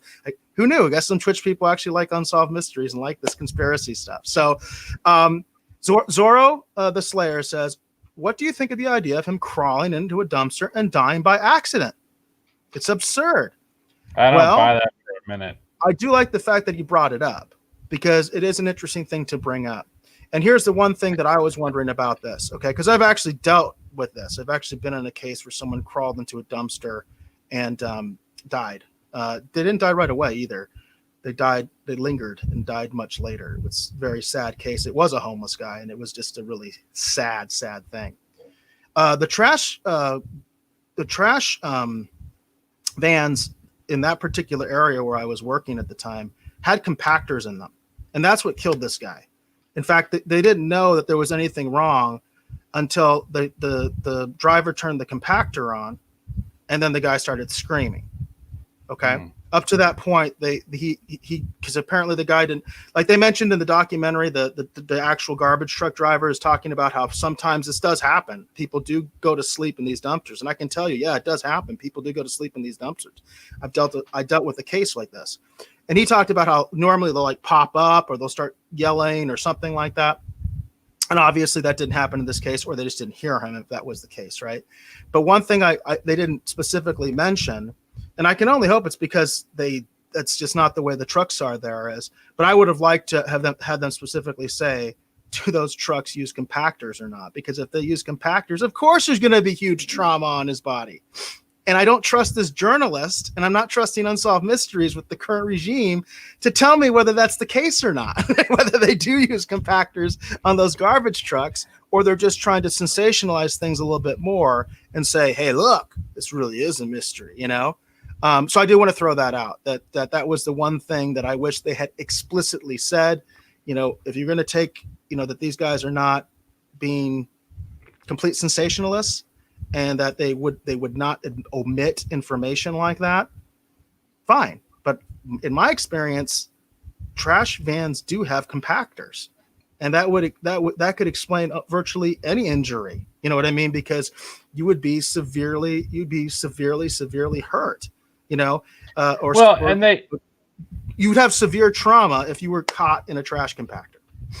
And they do kind of gloss over, because it's the wife who says that they go to identify the body, and then she's describing how the sheets over the body, they can kind of just see his head, and then they're telling her that, he was beat so bad or whatever. And, if we had a more accurate description, of the trauma that exists in the body. Like, I don't know if I want to do autopsy photos necessarily, but if we had someone who did the autopsy or someone who was an expert who read the report and said, well, in my professional opinion, I would say it's blah, blah, blah, blah, blah.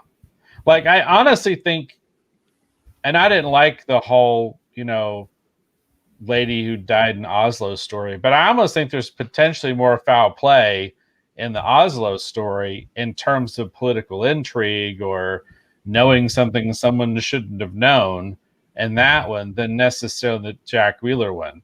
I honestly believe that, because to me, it just, I think that his briefcase was stolen and that triggered his episode, and all honesty, I think he just wandered down the wrong alley and he just got trounced really bad and they just pitched him in the dumpster. And that's how eventually he wound up out at the landfill.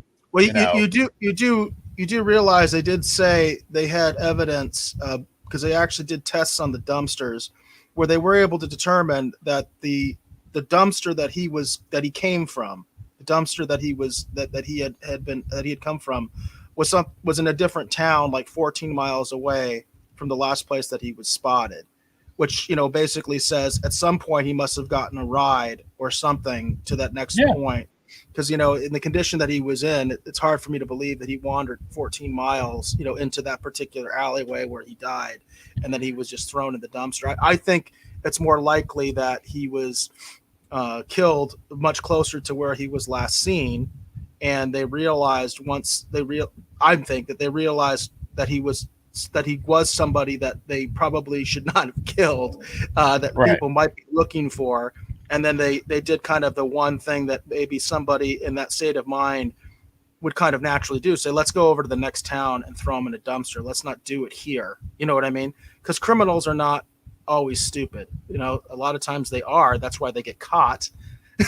But they even in a panic situation, they might realize, hey, we need to get rid of this guy. You know what I mean? We need to go put him somewhere, because we did kill somebody that probably is somebody, and this is bad juju. You know what I mean? We don't want to be involved with this. So that's just one scenario that comes to my mind. I don't think he died specifically, as you mentioned. I do not think he died due to the political intrigue. The political intrigue part of it. The briefcase could be a different story. The briefcase could have been deliberately stolen by somebody involved with intelligence, that kind of a thing. You just don't know. That's a possibility. But I don't think necessarily. I don't think the one group or person that did one, I don't think has anything to do with the other. Well, and I was going to say, like, the only way I think the political intrigue enters back into this would be if the individual, the person, the whatever that was behind the stealing of the briefcase paid another group, essentially, take this guy out here, beat him pretty good and just dump him on the street. You know what I mean? Like, there could be a connection there, where maybe he is trying to follow and attempt to get the briefcase back. But that's what I'm saying. I don't think there's like a whole bunch of Russian spies, you know what I mean, that trounced this guy and threw him in a dumpster, right? But I wouldn't be surprised, in all honesty, after having seen the story, if, that's how, information of this briefcase, might have found its way into nefarious hands, because of the sensitivity of the information that may or may not have been contained within. You never know. It might have been like Pulp Fiction, and you open it up and it glows. You got the package. You got the package. Click. So. Who knows? There might have been something in that briefcase worth killing over. But I don't think the person who stole the briefcase necessarily did the killing. I think those two are maybe not directly related. And I think we agree there. I think that's exactly where we're both at. Is that I think we both think he was murdered, but it didn't have a direct connection to all these other circumstances. But at the same time, I think we both acknowledge the possibility that the briefcase might have been stolen by by a Russian agent or by a foreign agent or by somebody like that. And that unfortunately just sent him into a mental spiral. In other words, they had no way of knowing that would happen to him, that he would react that way. But they ultimately just did it because they wanted the information, and they had no desire to kill the man. But then unfortunately, because of his mental breakdown, he wound up in a very vulnerable position where he was killed by a random act of violence. I think that's where we're at, huh, Dave? Yeah, I totally think so. I mean, to me, that seems to be, what is, at least, like I said, the way the information is presented to us, unless they had gotten into the autopsy and given us a little bit more expert opinion or giving us something a little bit more quizzical to think about in relation to the trauma that was inflicted upon his body. Without that information, it does feel like a slightly incomplete picture, in terms of solving the mystery, right? For example, they spend more time talking about the investigators. They got their hazmat suits on and they're trumping around in the garbage, and the guy's going, I never had to do this before. So they spend more time showing us them walking around the trash heap and discussing it than really any real serious discussion about the blunt force trauma that was done to his body. So, there is no way to know, like if someone's looking at the marks and they show you a couple of pictures and they go, well, this is consistent with a baseball bat, or this is consistent with, whatever, look at that. That's a size 12 imprint of a shoe on his forehead, then okay, well, he got beat down. You know what I mean? Maybe he did just wander in the wrong part of town. Along those lines, in Volume 1, there was the first episode of Volume 1. I think it was actually called I can't remember what it was called, but it was the one where they were saying this gentleman had committed suicide by jumping off the top of this building, right? Right. He went through the roof of the banquet area, or some area that was generally closed off. He went through the roof, and there were some discrepancies about injuries. And one of the things they mentioned specifically, the wife mentioned specifically, was, of course, he had massive trauma, right? You would think you'd have massive trauma falling through a roof. Right. And again, they were kind of going back through, well, were these injuries consistent with the fall, or are these injuries more consistent with the beating? And the one thing I do remember from that is the wife saying, yeah, he had all these massive injuries, and that there was this question of what could be what. But she said she was specifically told, I believe by the medical examiner, that he had some injuries on his legs that were not consistent with a fall, that were more consistent with like a beating type situation. And that was one thing that I wish they had explored more on that episode, but at least they brought it up. Whereas in this one, there wasn't anybody talking about the trauma of being thrown into the back of that dumpster, being not the dumpster itself, but into the van.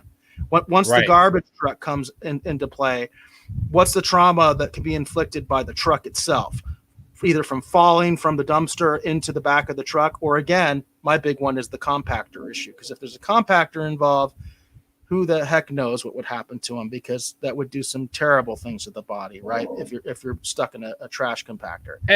And every time you bring that up, I keep saying Casey Jones from the first live action Turtles movie, where the shredder falls into the dumpster. And Casey Jones like, oops, and he pulls the lever, and you see the shredder helmet being crushed flat. Yeah, you think there was someone that in my mind, like I said, I worked on a case that involved. Well, yeah, you saw something for real. All I've got to pull from TV shows and movies. Now, Zora the Slayer did want us to go back a little bit, and he said, "What's your opinions on the rivalry he had with the people building the house on private property?" I do think that's weird. There is something there, but I do think it's consistent with a mental collapse. In other words, I think he did it. I think he probably did it. You know what I mean? I don't think that somebody was trying to set him up as the person who did that. That seems like that's too much. I just don't think that like an intelligence agency or anything like that would think that, that far ahead. that, because there's too many, there's too much that can go wrong. Like if you want to go really crazy conspiracy and say, well, maybe the foreign agents or whoever who took his briefcase knew he was going to have a mental collapse that would probably result in his death, and they were trying to push him to his death, push him to suicide, or push him into a situation. There's just too much that can go wrong with a plan like that. So I think the most obvious thing in my mind is that he indeed was having this rivalry with these people. He was having a mental episode because of the lost briefcase, because he did report that to his company. He did report the lost briefcase to his company before he ever went to the parking garage. And I think what happened was, the most likely scenario is as he's thinking about all these things, he gets angry. He decides to go over and do something stupid at the neighbor's house, loses his phone, and then he goes into his own house in a rage and just destroys his own house, and then finally starts to get it together enough to say, I need to find my car. I need to find the briefcase. I think that's the most likely scenario there. I do think it's really weird, but unfortunately, the human mind works really oddly under distress. And that's when things just don't become rational anymore. You know what I mean? I just don't, I can't, I guess what I'm trying to say ultimately is I cannot see any scenario where some foreign agent or something like that would try to frame him for vandalizing this house under construction. I just don't think that would really go anywhere. Yeah, it sounds like an interesting B story, for kind of like a movie or a TV show. You know what I mean? But to me, in the real world, I'm with you, Eric. I really honestly think that basically he'd had the psychotic break, and that caused a lot of the other strange behaviors that we saw throughout the course of basically the story that they were telling us. I mean, I think in all honesty, it explains everything that we see. The only thing it doesn't explain, which I've said before in my opinion, is how do you get from that moment to the trash heap? Right. Because clearly something happened in between there. Absolutely. And in all honesty, I could see what Zoro the Slayer is saying, that, which every time I hear Slayer, I don't think of the band, but I think of the creatures from Krull, the Slayers. Anyhow, I digress. But I don't know if I believe that idea, that theory that he crawled into the dumpster, fell asleep, and then wound up in the trash heap. I mean, he could have. He totally could have, But I just think it's weird. They literally spent more time with the Oslo lady. Like, there was an uncomfortable moment where the guy's like crawling on the lady who's recreating the thing, and he's got the gun and he's getting near her head. And then the reporter guy's like going, "Is this normal? This doesn't look right," Anyhow, so I didn't do a very good accent. Is this normal? But your Norwegian accent. You haven't been working on that, Dave? Your Norwegian accent.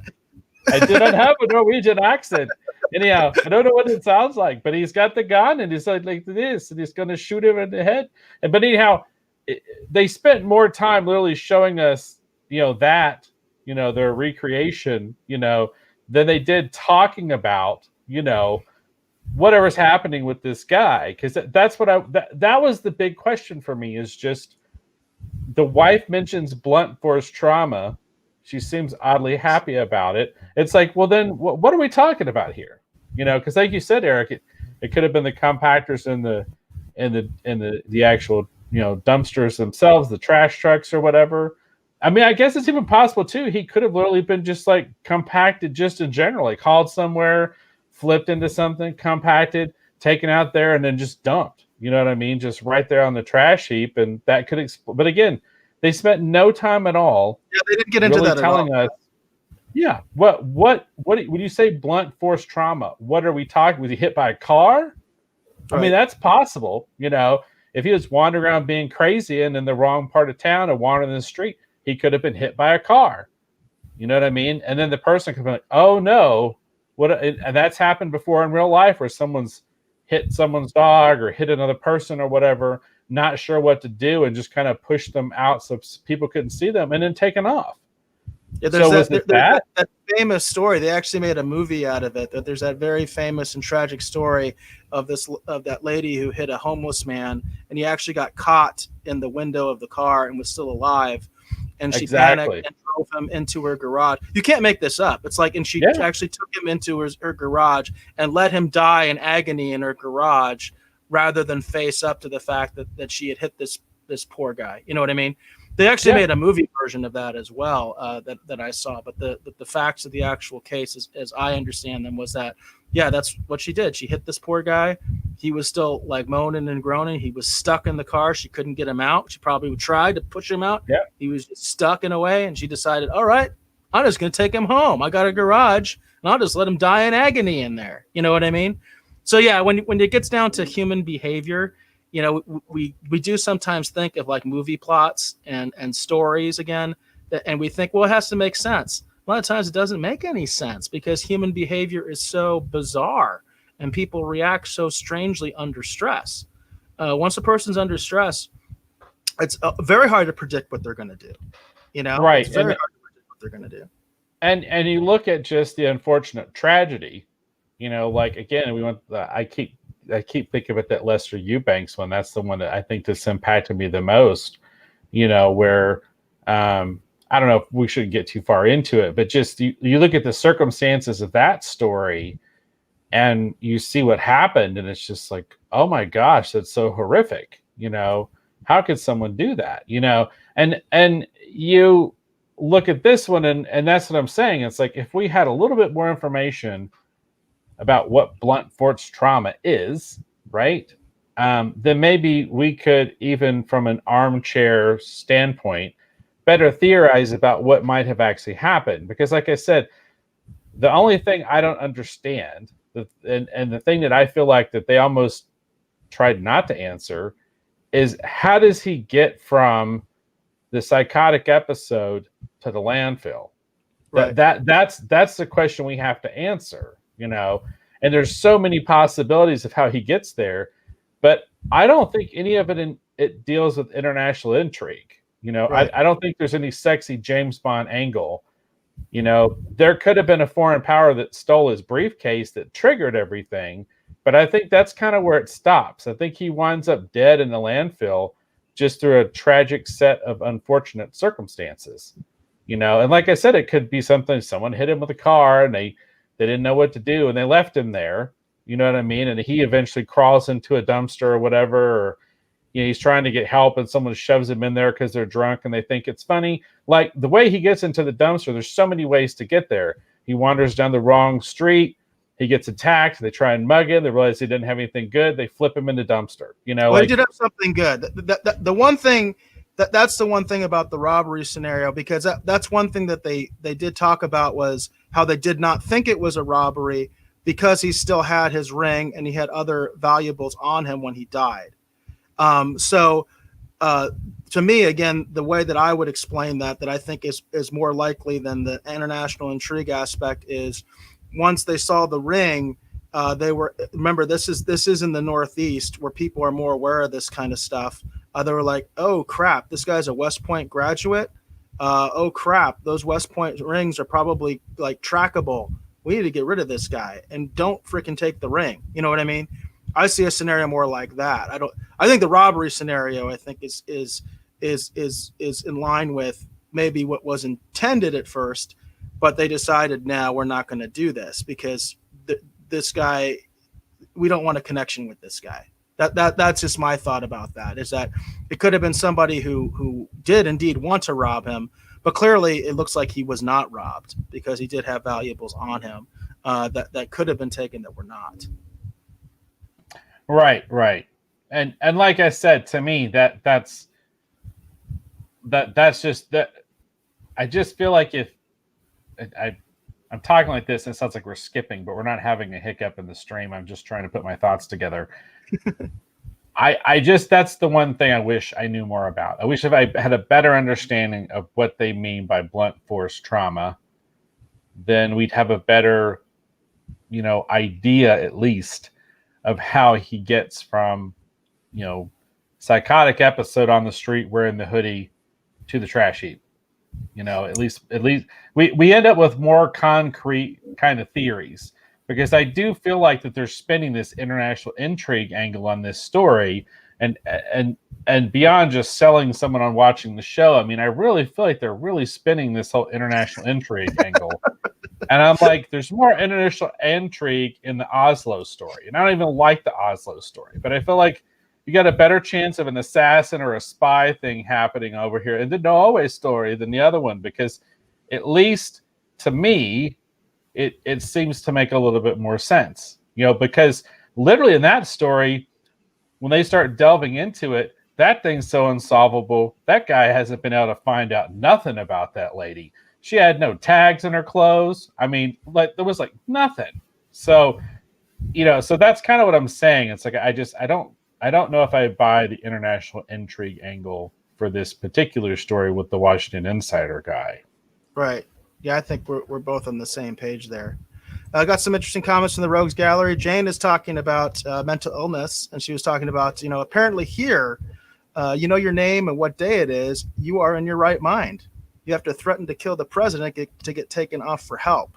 And that's a sad thing, and it does vary from state to state. I can say in Arizona, I have quite a bit of experience with the mental health system. I was on the crisis intervention team, so I dealt with that kind of stuff all the time. I used to write petitions to commit people all the time. It's what they would call me to do. That's part of being on the crisis intervention team. But Arizona is actually unique. It's one of the few states I know of. And I can't remember what the actual legal term is, but basically in Arizona, most states you have to be a threat to yourself or others. That's the standard to commit someone, is you have to be a threat to yourself or someone else. And usually that's pretty clearly defined as in, I want to kill you or I want to kill myself. And I make statements alluding to that in some way, shape, or form. But in Arizona, they also have another category that basically has to do with people that are like incapable of taking care of themselves, and you can actually have people committed for those kind of reasons in Arizona. We're unique.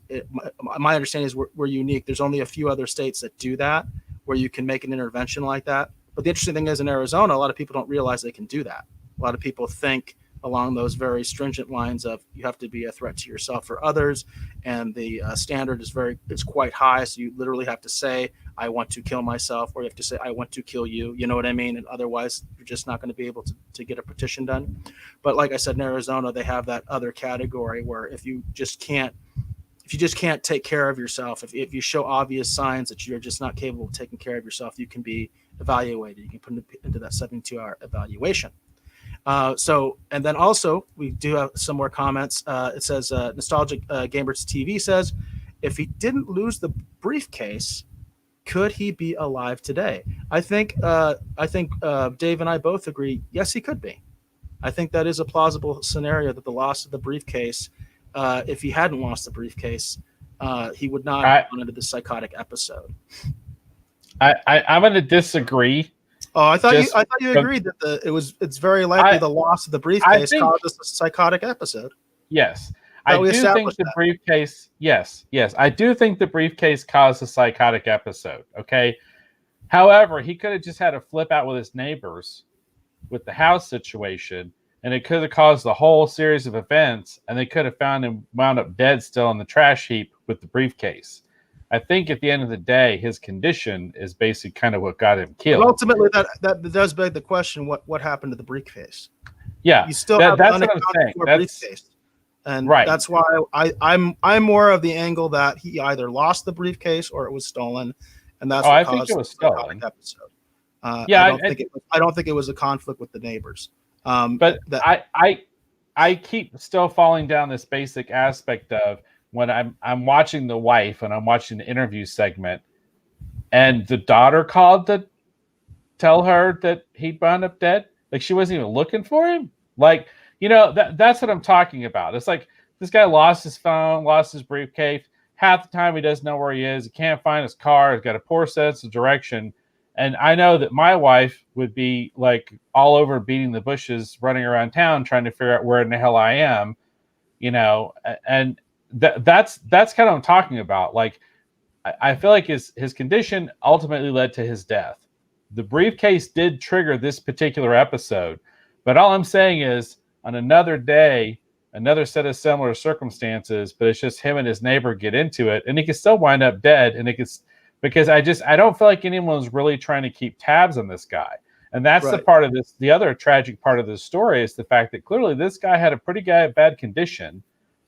Everyone knew about it, but it seems I don't think everyone knew about it. I did come across another blog where they were talking about that he had concealed his mental condition from his employers. So his family knew about it, but it wasn't common knowledge. Like everybody knew that he had some sort of a mental health problem. That's not from the broadcast. That's from other research I did in preparation for the show. But they were saying that in point of fact, he was concealing his mental illness from people. His employers did not know that. Okay, well then there you go. I the way everyone's talking, it's like everyone kind of knew about it. You know that again. Well, the people were talking about it. Yeah, talking to his wife and his daughter, they knew about it, but I don't think it was common knowledge. But even that's just the research that I got, and again, that could be false. That was not part of the broadcast. So So, go ahead. And then Zorro the Slayer was talking about that they were too vague with the blunt force trauma. He agrees with us on that the blunt force trauma aspect they were way too vague on. By the way, part of that is because they spent so much time on all the other stuff, all the sort of sensationalist stuff, and trying to say, oh, he's so different in this one video and the other video when he really wasn't. They spent so much time on that kind of stuff. They didn't get to sort of the heart of it, which goes back to why I say, like, I'll say it. I prefer the old show because they didn't have as much time. They kind of had to cut through all this crud quickly and get to the part that's most relevant, which is, hey, this is the last time we saw the guy. This is where he ended up. And we know he was here because we're able to track that from the dumpsters and stuff like that. We know which dumpster he came from. This is the last place he was seen. This is apparently the dumpster that he was, dumped in. This is what we know. This is where the actual, the actual trash heap is. And you can see the distances, and that gets you thinking, okay, well, what's most plausible? Did he just walk into the alleyway over here and go into the dumpster? No, I don't think so. Somebody had to have taken him there. You know what I mean? And then it kind of gets you thinking more and more. But they didn't have that laser focus on that relevant triangle. Last place seen, where he apparently died in the dumpster, and then where he was found in the trash heap. You know what I mean? That's the relevant circle right there to figure out how this guy was actually killed or how he died. It's right there. All the stuff leading up to it is interesting, and it gives you some context, but you got to get through that minutia quick and then get to the relevant facts. You know what I mean? So that's just one little criticism. And then Zorro the Slayer does say the wife was smiling at the funeral. He's got the little thinking man's hat, little thinking man's emoji there, Hey, who knows, right? Who knows? Yeah, and that's kind of what I was saying too. I mean, that was one of the most disturbing things about the whole thing that was bothering me the most.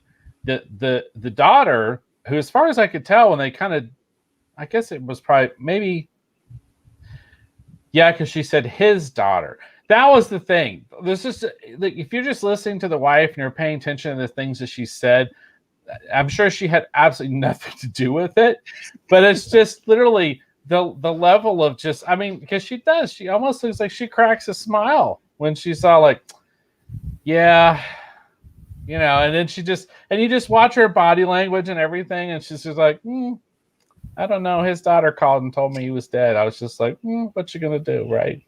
Oh well, whoops. Yeah, it's funny. I really didn't pick up on that. It's funny that. And apparently Taro is saying he saw something too, so that's interesting. Yeah, it really bothered me. That was, that's what I'm saying. It's like the family members knew this guy had an issue, and the fact that no one seemed to be keeping better tabs on him, especially when he's like, just like, but we always do this in Christmas. We're not doing that this year, and he just takes off, and they show him getting. Yeah, but that is exactly what a manic person does. No, I know, if but you're used to a manic person, that's exactly the kind of behavior they have, But I get this feeling where they were just sort of like done with it, and they were just sort of like, Whatever. Well, Taco I don't know. Maniac just joined us. Taco Maniac 444, and he says, "I have a question." So Taco Maniac 444, whatever your question is, please give it to us. Please keep it as clean as possible. Nothing too personal, but whatever your question is, especially if it's about the case, please go ahead. And I do want to plug the next episode because we are going to be talking about another case from Volume 2. And I don't think, I know we wouldn't mind your input. If you guys have a specific case that you're interested in from Volume 2 of Unsolved Mysteries, one of the other cases, we've touched on a couple of them. We've touched on the Oslo case. We've touched on the death row inmate that disappeared. There's other cases from Volume 2 of Unsolved Mysteries. And if you want us to delve into that next week, a week from today, same bat time, same bat channel, we'd love to talk about it with you because I'm honestly very pleasantly surprised the amount of activity we got, and that it's all seems to be coming from Twitch of all things, which is usually our worst performer on our multi-stream. So that's kind of neat. And he says, "Oh, well, what do you think, Dave? You're gonna have to say, you gonna take this or not?" There's no guy. There's a guy in a blue room. Well, I am married, Taco Maniac. So, but if you're interested in purchasing a T-shirt or anything, feel free to contact me through my website. There's your answer. And obviously, if you contact about show suggestions, that's appropriate as well. Right. So there's nothing wrong with having crushes on people. It's just sometimes you can look, but you can't touch. Right. That's a new one. That's a new one. Yeah. Hey, but this is not your first rodeo, Dave. Dave's been out there on the limelight, so it happens. You know what I mean? People are gonna like you sometimes. It happens. It's natural. That's funny. Yeah. We'll leave those other comments where they're at, right? Yeah, so, we'll leave them be. But yeah, again, if anybody does have any suggestions as far as the other cases, we've touched on 2 of them, I think, right? Did we touch? No, I touched on 1 too. I touched on the lady in the lake. The only ones we didn't touch on were stolen kids, and is that the only we didn't touch on at all? No, we touched on everything else except the stolen kids. Yeah. We did touch on, and I'll just review them real quick. So today we did the Washington insider murder, the case of Jack Wheeler. Some of the other episodes are stolen kids, a very tragic story about 2 toddlers that were abducted in a New York City park in May of 1989. Very tragic story. And then we have the death in Oslo. Dave has talked about that one quite a bit. That's another case of it's basically a woman who entered a upscale hotel in Norway and apparently committed suicide, but there's a lot of questions as to whether she actually did commit suicide or not. Nobody knows. But she could have been a spy. She could have been a spy. Yeah, that's because nobody knows who she is. So of course she must be a spy. Right. That's a natural assumption for a journalist. Anyway, and then there's Lady in the Lake. That one I did find a lot of weird things with personally. We touched on that very briefly. There was some statements. Okay, that's just a jacked up family. I'm going to put it that way. That is a jacked up family, Lady in the Lake. And then we have Death Row Fugitive. We touched on that one. That's another pretty tragic story. That's actually really interesting because in that particular one, you have a convicted killer. We can say that convicted killer who basically got away, and they're still looking for him.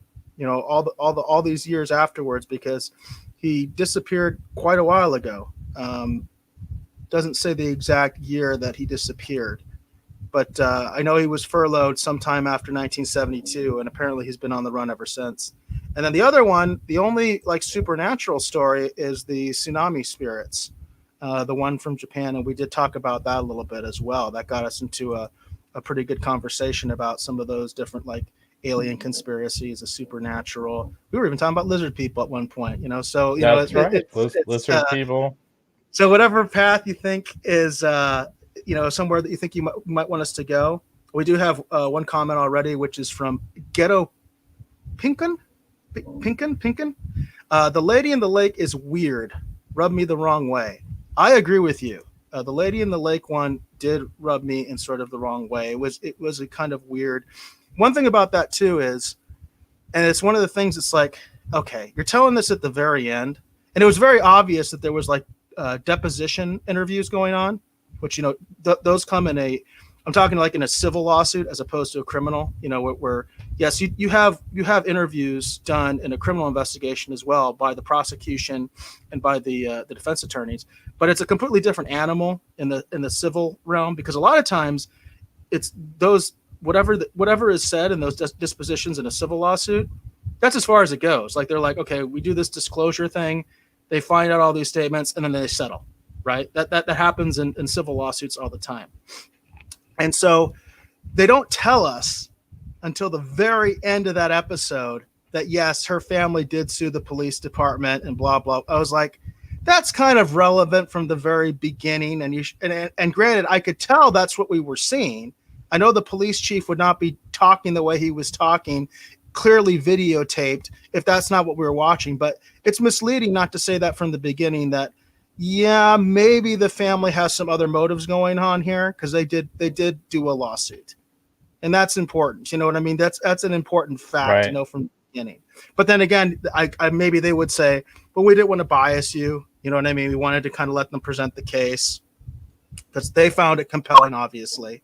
But I will say I agree that case did kind of rub me the wrong way. So we'll take that as one. Maybe half suggestion right there that maybe somebody would like us to take a look at that. But well, I don't know. Do we have anything else to say about Unsolved Mysteries for now? Well, I was going to say is watching the Lady in the Lake episode, because it takes place in Grosse Pointe in Michigan, Grosse Pointe Farm, whatever is in Michigan. I kept thinking of the movie Grosse Pointe Blank, which is actually one of my favorite movies. I rewatch that movie constantly. And it kept making me think of that scene where the John Cusack and the convenience clerk, they jump out of the building and the building blows up. And then he asks the guy, he's like, "Are you okay?" He's like, "No, I'm not okay, man. I'm hurt. Place I work just blew up. I got to get a new job." So that's what I kept thinking of watching the Lady in the Lake episode. So. All right. There's some random associations there. Stream of consciousness. That's me.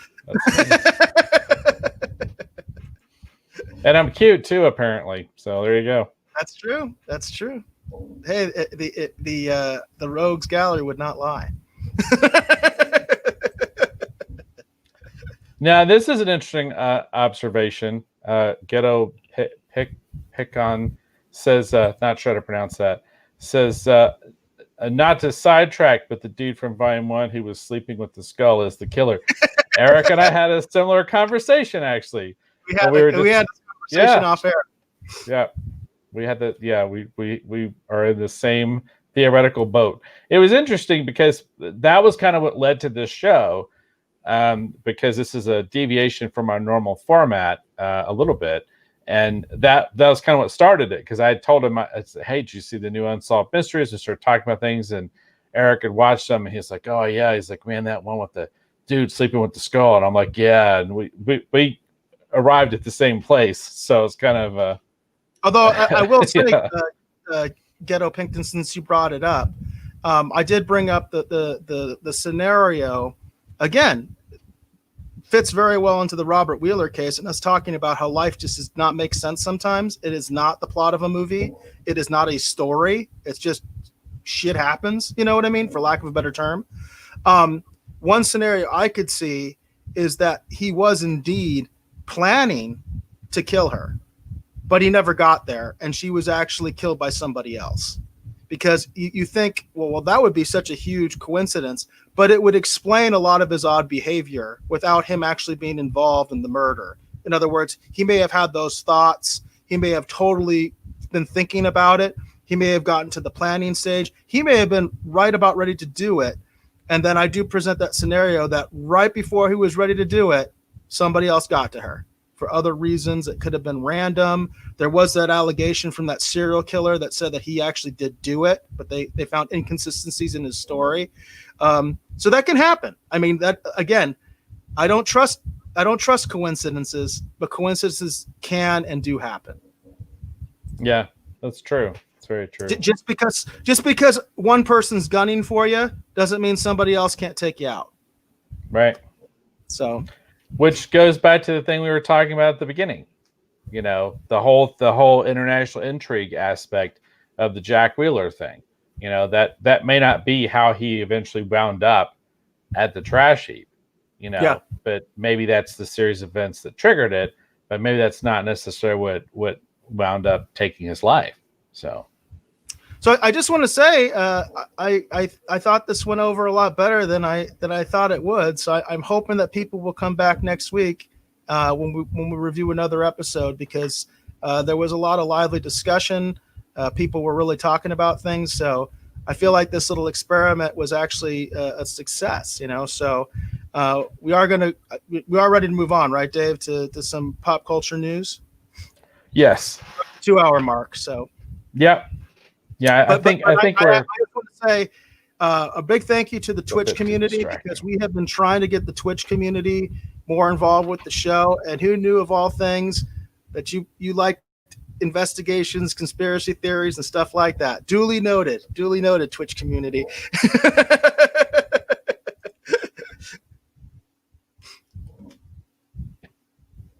You're muted, Dave. Dave, you're muted. Sorry about that. Yeah, I normally I have 2 monitors going. I don't know if everyone saw at the beginning of the show, but I said I'm in the process of reworking my studio in here, and so I don't have the 2 monitors. I've got just the one, and it's kind of throwing me off a little bit tonight. So we're going to segue over. Hey, Doro the Slayer, we appreciate that comment. He says, pretty good show. Thank you. Doro, this is the first time you're checking it out. Please continue to check us out. Normally the format's a little bit different, but it's going to be the same next week, because we are reviewing another Unsolved Mysteries episode. After that, we're probably going to be reviewing The Mandalorian. That's probably what we're going to be doing after the end of October. Hey, Gravity Station says, love this show. Thank you very much. We really appreciate that. It means a lot. Again, we were kind of experimenting. This was a different format for us in terms of doing something like Unsolved Mysteries, because that's not the typical kind of thing we review. So we appreciate it. We appreciate the support. Very cool. Thank you. So we're going to segue a little bit of our normal content. We're going to talk about pop culture news, and after that, we're going to talk about streaming wars. So in the pop culture news segment, all we do is talk about anything that's happening in the world of pop culture news that we find interesting.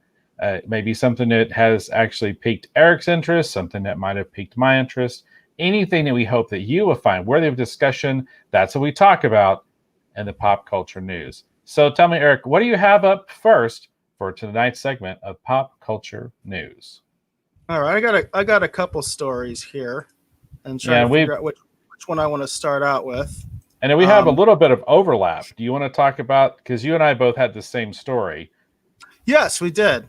And by the way, Gravity Station was asking, Base God, what's the fattest base you got? 10 pounds? Not quite. I never did the upright. Base. So, you want to start out with the common story, Snyder Cut news, Snyder Cut rumors? Yeah, because you've got the same one. I mean, do you want me to bring it up on my side, or there you go? I got the article. And awesome. By the way, I do want to give credit where credit is due. I did find out about this through Doomcock, of all people. He was ranting about this. He's not very happy about this, and I just happened to see that on his Twitter feed. Otherwise, I wouldn't even known this was happening. But this is a CBR.com article, and it says Jared Leto's Joker joins Zack Snyder's Justice League. Said Jared Leto will reprise his role as Joker from 2016 Suicide Squad for Zack Snyder's Justice League, which arrives on HBO Max in 2021. Well, straight up, what do you think of this, Dave? Well, as my brother and I kind of defended Jared Leto's Joker to an extent when we actually talked about, because we did for those who knew the show, we did a fairly extensive, actually, review of all the different actors who have played the Joker and That wasn't all the Jay different Brother. portrayals. We had a special guest for that Oh, episode. that's right. That Hugo wasn't Jay Strange Brother. is on that episode. My bad. That was Doctor Hugo Strange, right? Yeah, that's Professor right. Doctor Strange. Yeah, Yeah. that's correct. My bad. But we actually defended Jared Leto's Joker because I said that it's sort of like a question of a sample size. Like, have we seen enough of Jared Leto's Joker to know that we quote unquote don't like it, then it's not good? And Dr. Strange and I were of the opinion that we hadn't really seen enough of it to really quote unquote make a hard, definitive call on that, because there were certain things I liked about his version of the Joker in the Suicide Squad movie, but I didn't see enough of it to really have a real hard opinion, other than, because for the most part, I kind of enjoyed the first Suicide Squad movie. Was it perfect? No. Did it have problems? All over the place. But then again, too, as I said in that episode, and I have to state here, I do have a bias. The version of the Suicide Squad that actually is in the film, I did work on that version of the Suicide Squad. That actually showed up in several issues of Grifter. For those of you watching who may not be familiar, I used to work for DC Comics as an artist. Again, I have a little bit of I'm a little bit more into that and connected to that version of Suicide Squad than someone who may be coming from it totally fresh, or someone who's more of just a fan of the classic John Ostrander version. So that was kind of where I'm at. So as far as this announcement goes, I'll see what he does with it. Hopefully it'll be good. Now in contrast, yeah, I was about to say, how do you feel about it? Yeah. I hated Suicide Squad. I never want to watch that piece of crap movie ever again. And I thought Jared Leto was terrible as the Joker. We did do a previous review on the Joaquin Phoenix Joker film, and we both enjoyed that film a lot, and Joaquin Phoenix's portrayal of that Joker. Well, I think we also acknowledged he would not necessarily fit in to the DCEU or whatever they're calling it there, the DC Cinematic Universe or whatever they're calling it at this point. Right. And I do admit that, but I don't think Jared Leto does either. I don't think he fits either. I think I do not want to see more of him. That's all I can say.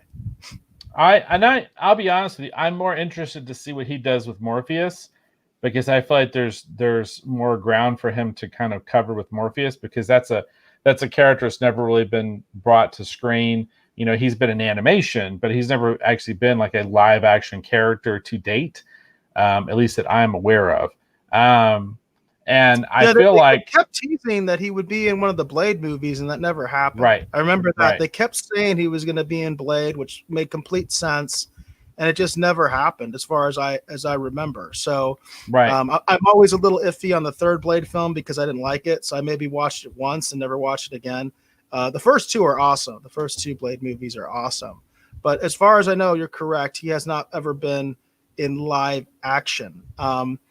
He did have a really good run in the 90s Spider-Man cartoon, though. In fact, that's my primary Morbius knowledge is from the 90s Spider-Man cartoon.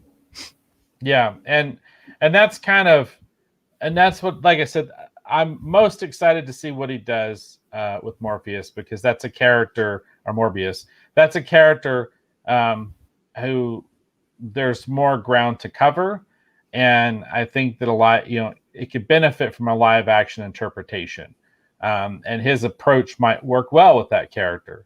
There's a Joker. By the way, Dave was talking about how we did in a previous episode. We did a review of like almost every Joker, not quite everyone. Actually in doing that show, we realized there were a lot of Jokers out there that we weren't even aware of, or we never got a chance to see. And Ghetto Pinkton says, has anyone seen the Telltale Games version of the Joker? He said he's written amazing. And unfortunately, I have not, but I have heard the Telltale game, the Batman Telltale game, is actually very well written and very well done. I have played the Game of Thrones Telltale game, and I've watched my kids play the Microsoft Telltale games. But the Batman one I've heard is done really well, and I've just never gotten around to it. Yeah, I'm not too terribly familiar with that either. I think I'll be honest with you, I don't remember where I came down as far as which was my favorite version, but that, of the more recent ones, Heath Ledger's Joker was really powerful and interesting. And I quite liked what Joaquin Phoenix did too. But again, as we had stated in our review, to take a character like the Joaquin Phoenix Joker, which makes an interesting, downtrodden, outcast, revenge story hero kind of thing, you know what I mean? In terms of like the people that he inspires at the end of the movie, the chaos that comes from that, whatever.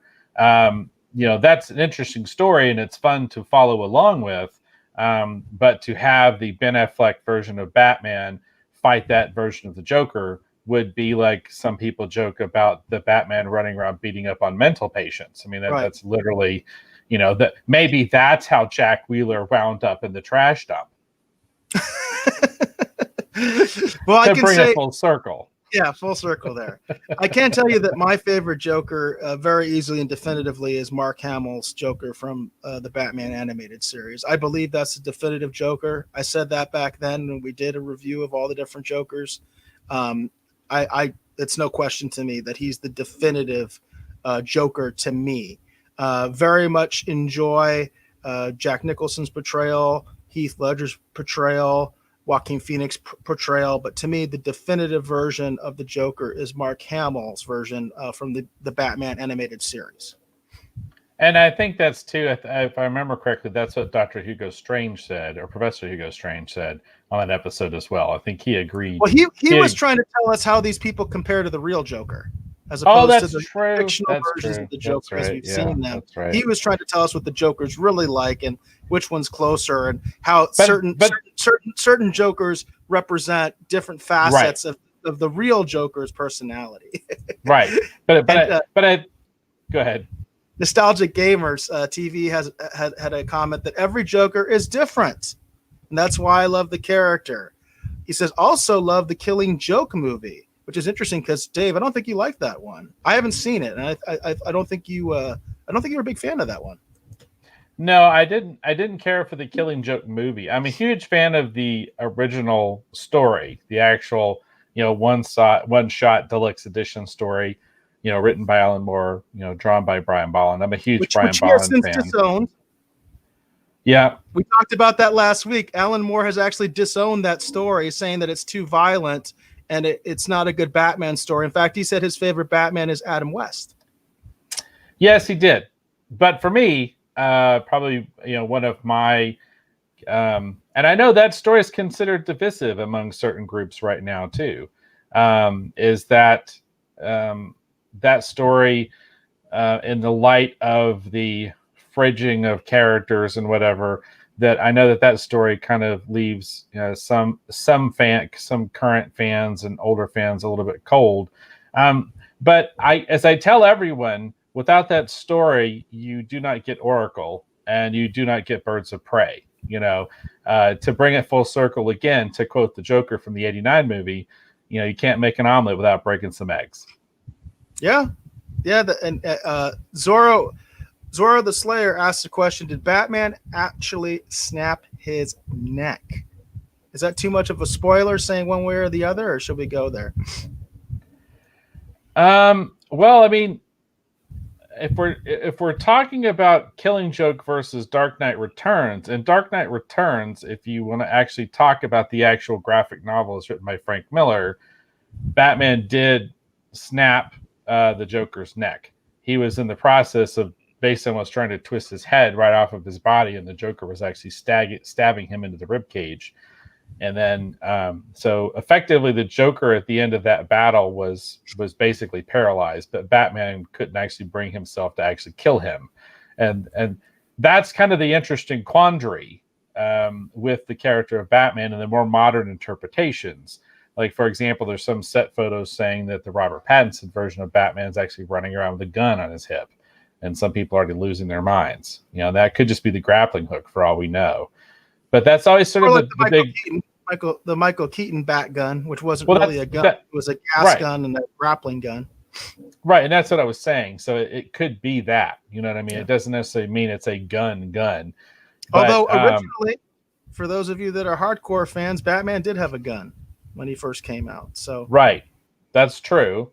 And then of course he did carry the same gun that Joe Chill used actually to kill his parents actually in year 2 for a little while as well. That was part of the storyline. But yeah, that's that classic cover where he's got the gun holster on the outside of his costume and he's holding the gun up like this. That's because Todd McFarlane started the art on that story, and then Alan Davis came in to finish it off. If I remember correctly. It's a great story. I didn't know any of that. I didn't even realize Todd McFarlane had done anything with Batman. So you've never read that? Oh man, No. Year 2 is great. Like the Reaper, the villain in that story, is really great. I always felt like that, even though they said that the Phantasm from Mask of the Phantasm was a quote unquote totally new character, I always felt like they were borrowing elements from the Reaper, and it was just their interpretation of the character of the Reaper. But the Reaper isn't a woman; it's a dude. So long story, you should read it sometime. Batman Year 2, highly recommend it. But yeah, and like going back to that, that was kind of the big thing with Frank Miller's interpretation of Batman in that story, is that even though he was pushed to that brink, Batman still had those certain standards and those lines that he wouldn't cross. You know what I mean? And that's always the dividing line and the divisive thing sometimes amongst Batman fans, especially when you're talking about the character of the Joker and some of the classic stories, and even things like the Killing Joke. Is Batman more true to himself or not true to himself, and that kind of thing. And then it's a good question from the Rogues Gallery. Ghetto Pinkton says, favorite DC animated movie? Mine's Flashpoint Paradox. And I know you've seen a lot of the animated movies.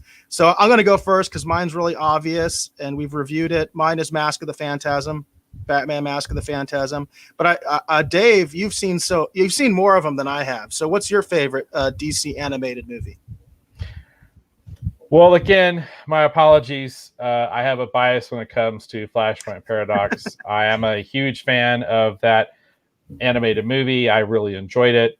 I worked on Flashpoint Wonder from DC Comics. I also worked on Grifter for DC Comics.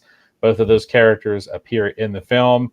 And to see sort of that version of Grifter kind of before he transitions into the DC universe proper, which they didn't really do in the animated films, but in the comic books, that was basically sort of his introduction. And then he went on to be in the Grifter series that I actually got to work on. So huge fan of the Flashpoint Paradox movie. And I felt like they did a really good job with that. I like the animation style. I really like the approach they took with it. It's a little bit more hard-edged, I think, than some of the other films. But for me, of all the DC animated films, the one that I keep coming back to over and over again, I have two, and they kind of sit in the same place because sometimes I have a hard time picking. I'm gonna side with Eric and say that Mask of the Phantasm is. I have said repeatedly, Mask of the Phantasm is the best Batman story I've seen on film. Period. And I will still continue to say that. So when I think of that movie, I just think of that as one of the best Batman movies, if not maybe the best Batman movie ever made. So I don't think of it just as an animated film. Not that there should be a huge deviation. But one of the newer films that I love the most is actually Batman Under the Red Hood. Or the Red Hood. I don't remember if it's Under the Red Hood or the Red Hood. I'll have to check that.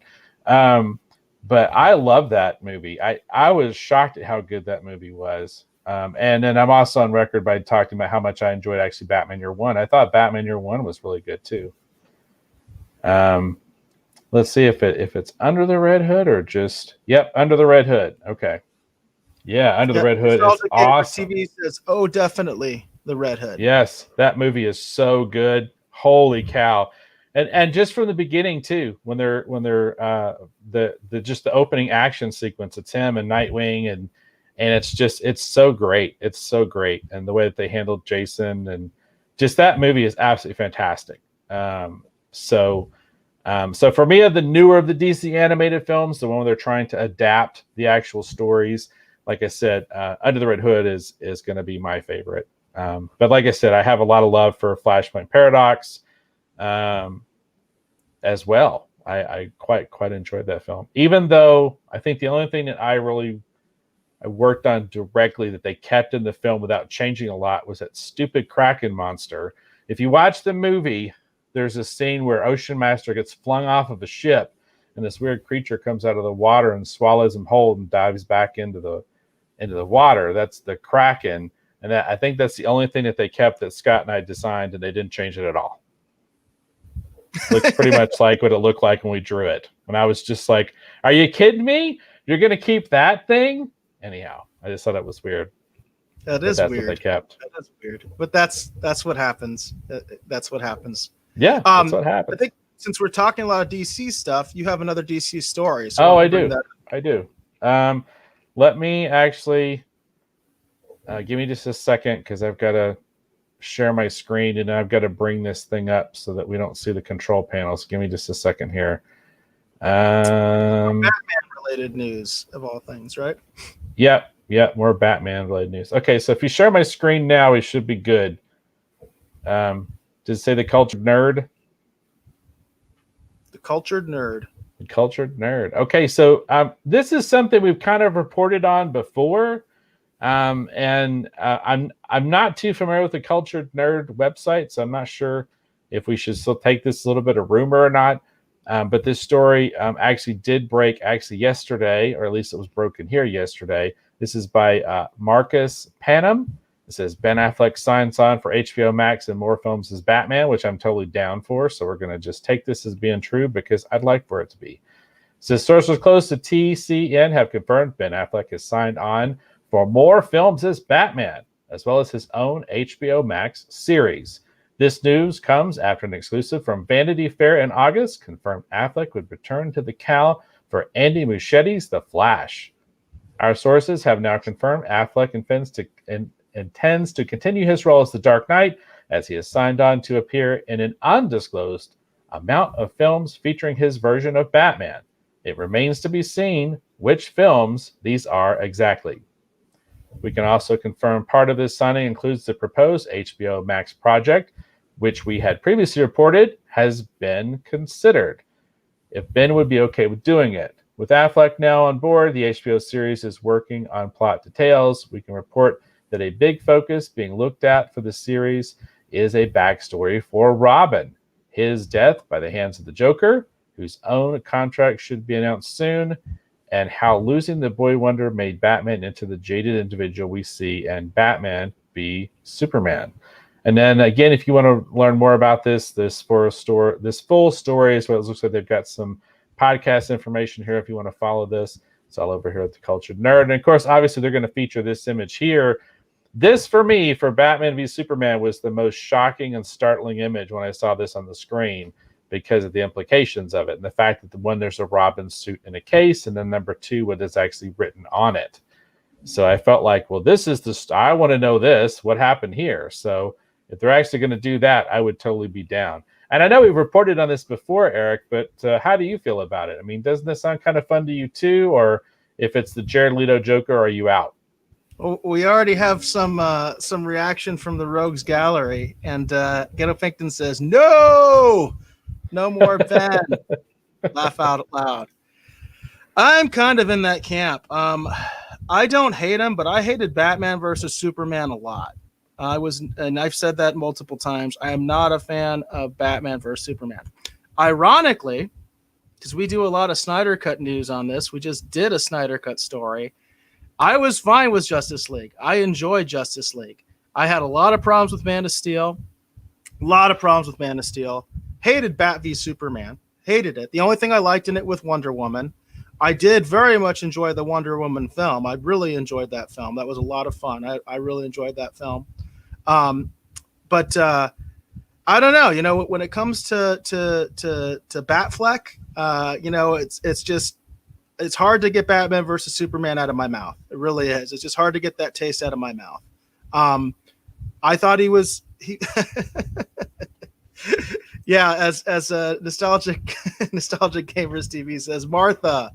Oh yes, Martha. Oh my God, I'm sorry. I just think that's such bad writing. I just think that's such bad writing. I can't even go there right now. but I guess that leads into the segue of how much of Batfleck was poor writing and writing choices I didn't agree with, and how much of it is his performance. Because he really is almost two different Batmans in Justice League and Batman versus Superman. and he did show the ability to kind of be two different kinds of Batman. I thought the Batman in Batman versus Superman was sort of disgusting, sort of hopeless, vile, not heroic. Just I could keep giving more and more negative adjectives to how I felt about Batman in Batman versus Superman. But in Justice League, he was a lot more goofy. He was a lot more fun. He was a lot more relaxed. And of course, a lot of people seem to hate that version. So who am I to judge? It's important to remember that because of how he was being manipulated and played by Lex Luthor in the Batman v Superman, Batman is almost one of the villains of that movie more than anything else. That's my point. He is a villain. He's a villain. Yeah. Yeah, I don't think Batman's a villain. So we're stuck, Well, I feel like that the problem with, this is a long conversation, so I'll try to keep it short. I feel like that what they were trying to do with Batman v Superman, I understand it. But I feel like the problem with Batman v Superman is the same problem with the Ryan Reynolds Green Lantern movie. It's the same problem with most of the DC films, which is that in the current films, the newer films, they're trying to do too much too quickly. Okay, so if they had properly set all these events up, and we'd understand, like for example, there was a lot of talk that this version of Batman had been retired for like 15 or 20 years. And he came out of retirement specifically for the threat that was, in his mind, Superman, right? So, if they had done a better job, in my mind, of sometimes setting certain aspects of this story up and making it totally clear the things that they were saying when they were doing interviews and they were doing press, because I was following a lot of it. And it's like, oh, okay. So when I walked into the film, I'd been properly prepped. I understood he probably had been Batman for 20 years and he'd left that life behind. And here's this new threat. And he's thinking, I'm probably the only one that can stop this person. And so it brings him out of retirement.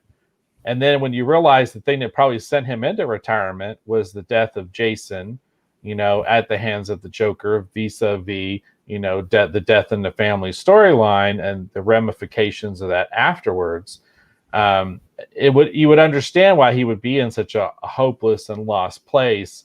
And then the idea of returning to Batman is more of an obligation and a necessity than a compulsion, right? Than necessarily something he's choosing to be. So he's, again, being driven by his demons. And if you look at the way that Affleck plays it, that's what he's doing. That Batman is being driven, to do these things out of what he sees as a necessity. It's not something he wants to do. It's something he feels like he has to do. But he's also being compelled, because of mistakes he's made in the past.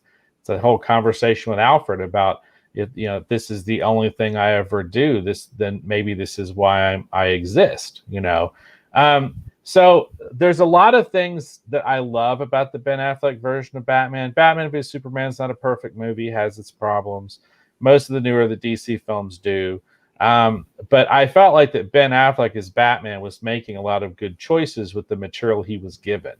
And I was honestly more excited to see his Batman movie because I liked the direction they were taking, because the idea of Batman versus Deathstroke the Terminator, that would be amazing. Because number one, it'd be a confrontational film we'd never seen before. And those two characters, while dissimilar, have more in common than you'd think. And it would just be a really amazing and interesting story to see two characters, both equally matched, but, in some cases not equally matched. So, I don't know. I feel like that Affleck had the right idea with his portrayal, and I felt like he understood the character more than some people gave him credit for. So Ghetto Pinkton does say that would be sweet, as far as I guess your pitch there for Batfleck there. So yeah, I mean, and supposedly that's what at one point that basically was what Affleck had been working on. That's what Ben Affleck's Batman movie that he was going to direct, that he was in the process of developing and then co-writing with Chris Terrio. That's supposedly what they were working on. It was that whole film was going to be Batman versus Deathstroke the Terminator. That would be awesome. I'd love to see that movie. I mean, and there's a really great sequence that actually comes from one of the Arkham games that they released as sort of like a publicity piece. And that whole publicity piece is basically just, Deathstroke the Terminator versus Batman. And that stuff is killer. I mean, I would love to have seen that. And Affleck has, again, the physicality and the brutality to portray a Batman that you could think could actually stand a chance and go toe-to-toe with Deathstroke the Terminator. Because he's augmented. Deathstroke isn't a normal human being. He's been augmented. So it's almost like, Batman versus a really brutal Captain America. So, I mean, I would think that'd been amazing. I would have totally loved to have seen that. So Interesting. there you go.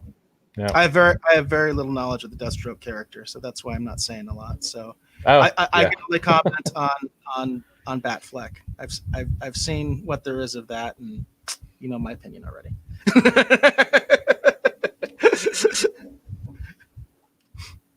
All right. Well, there you go. What else do you have for this week's pop culture news? All right. This is an announcement that I thought was really interesting. I have, I'm tentatively optimistic about this, but it's something that I'm hopeful is going to be decent, at least decent. So this is an Entertainment Weekly article that says Warwick Davis and Ron Howard returning for Willow Disney Plus series. John M. Chu is directing the pilot. And there's a nice picture of Warwick Davis as Willow. This is a film that I grew up watching as a kid. I saw it in the theater, and I always loved it. I even had some of the toys and everything. And the article said, it's officially time to return to George Lucas's fantasy adventure Willow with Disney Plus's new sequel series. On Tuesday, the streaming service confirmed that the series is a go and announced that John M. Chu from Crazy Rich Asians and In the Heights will direct the pilot. Chu will also serve as executive producer alongside showrunners Jonathan Kasdan, who wrote the pilot, and Wendy Mercy from Arrow. Ron Howard, who directed the original film, and Bob Dolan, who wrote the original film. Ron Howard directed the original film. Bob Dolan wrote the original film. They will also serve as producers. So, and the original movie star, Warwick Davis, will reprise his role as a titular Willow Udolph. Oh, geez, I cannot pronounce any of this. But Warwick Davis will be back as Willow. The only thing I'm questioning right off the top is whether Mad Mardigan's going to be back, whether Val Kilmer's going to be in this thing or not, because there's no announcement about that yet. But otherwise, I am cautiously optimistic about this. What about you, Dave? We'll see how it comes across. I would be down to watch it. I remember seeing Willow back in the day, and I enjoyed it. I mean, for those who may not be too terribly familiar with Willow was sort of George Lucas's version of Lord of the Rings. I think his own interpretation, kind of in the same way that Flash Gordon inspired Star Wars. Lord of the Rings inspired Willow, No, I'm curious to see what they do with it. With the effects and everything. Yeah, it would be a Lucasfilm production, and I've been so impressed with what they've done with The Mandalorian, especially what they do with they call it, the volume or whatever. There's probably some really amazing things that they could do with this one that would have been technologically impossible. You know what I mean? Back when they made the original film. So Ron Howard's an incredible director. So I'm down. So and it's interesting too because Jonathan Kasdan, that's Lawrence Kasdan's son. I think they actually co-wrote Solo together. Yeah. Not a fan of Solo. Not a fan of Solo. Right. Well, we had a hiccup on the stream. We had a hiccup on the stream there. Right. Yeah, not a fan of Solo. Yeah. That gives me concern. Yeah. Well, I'm just pointing that out so you got all the information you can have. But I have generally, within normal circumstances, trusted what Lawrence Kasdan has done. And I was looking at Jonathan Kasdan's biography. I think Solo is probably the most high-profile thing that he's worked on. But he also apparently wrote In the Land of Women, which is actually a surprisingly interesting drama. I actually quite liked that film when it came out. It was an interesting film. Real Willow type material? No. But see, that's the funny thing, that because what I think probably still to date, I think my favorite Ron Howard film is still Backdraft. So I really liked Backdraft. It was such a great movie. Yeah, Backdraft is a good movie. I do enjoy that quite a bit. As far as Willow goes, the thing that's interesting to me about this, apart from being a fan, is it's really interesting that this is what Lucasfilm is doing as far as their first non-Star Wars project on Disney Plus. So I thought that was interesting. In fact, there was another article I was gonna talk about, but there's no way we're gonna have enough time for it. Where there was some speculation about the next Indiana Jones film, and what's going on over there. Obviously, nothing's really actually going on with Indiana Jones right now. They keep talking about it. Nothing's really happening. It's kind of stalled there. Obviously, that's meant to be a theatrical release. But I still think it's interesting that of all things, Willow is what Lucasfilm is coming back to. And I'm excited about it. I should say cautiously optimistic. I've been burned plenty of other times with other franchises.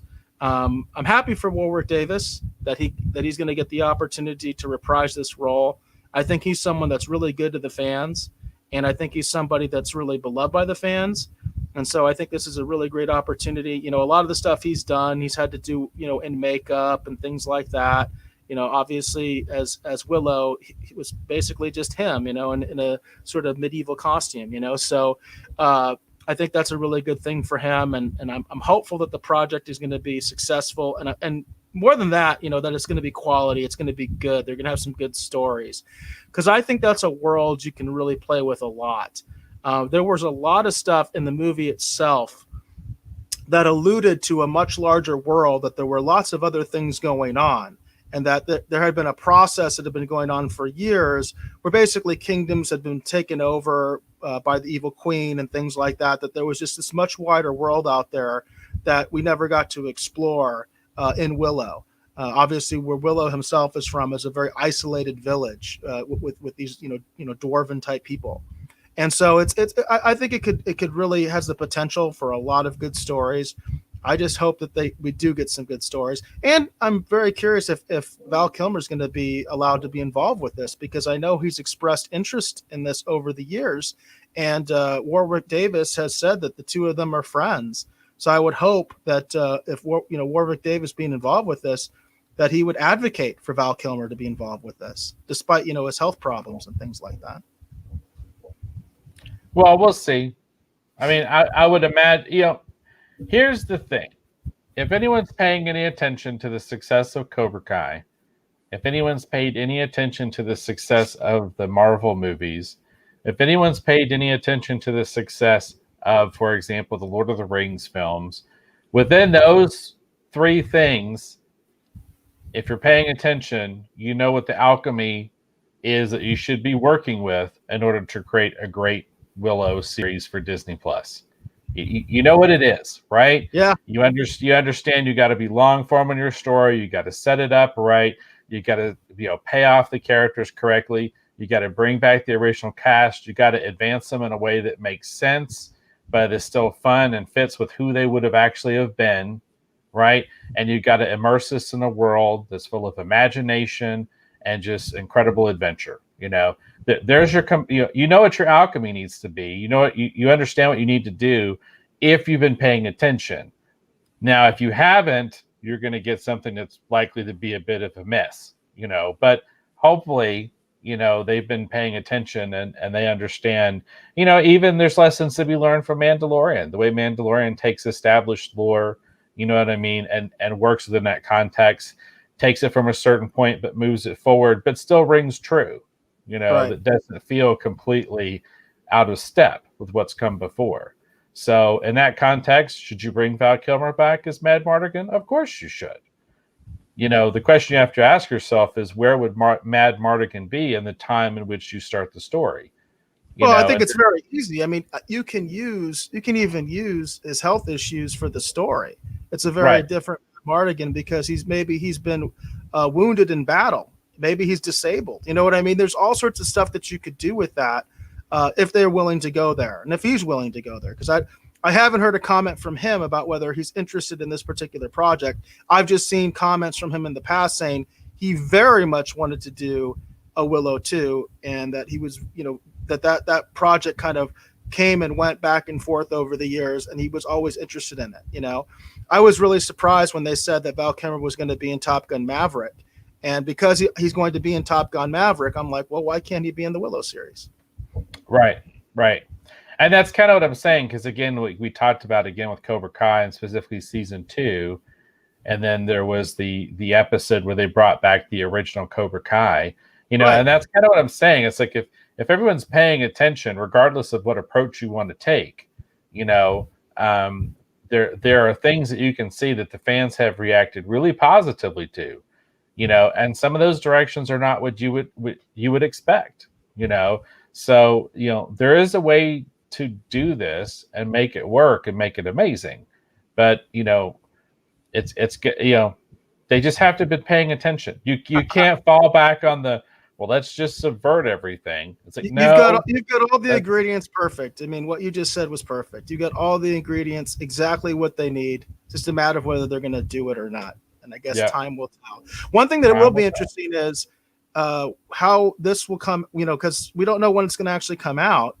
And we have been hearing things about the Lord of the Rings series that Amazon is doing.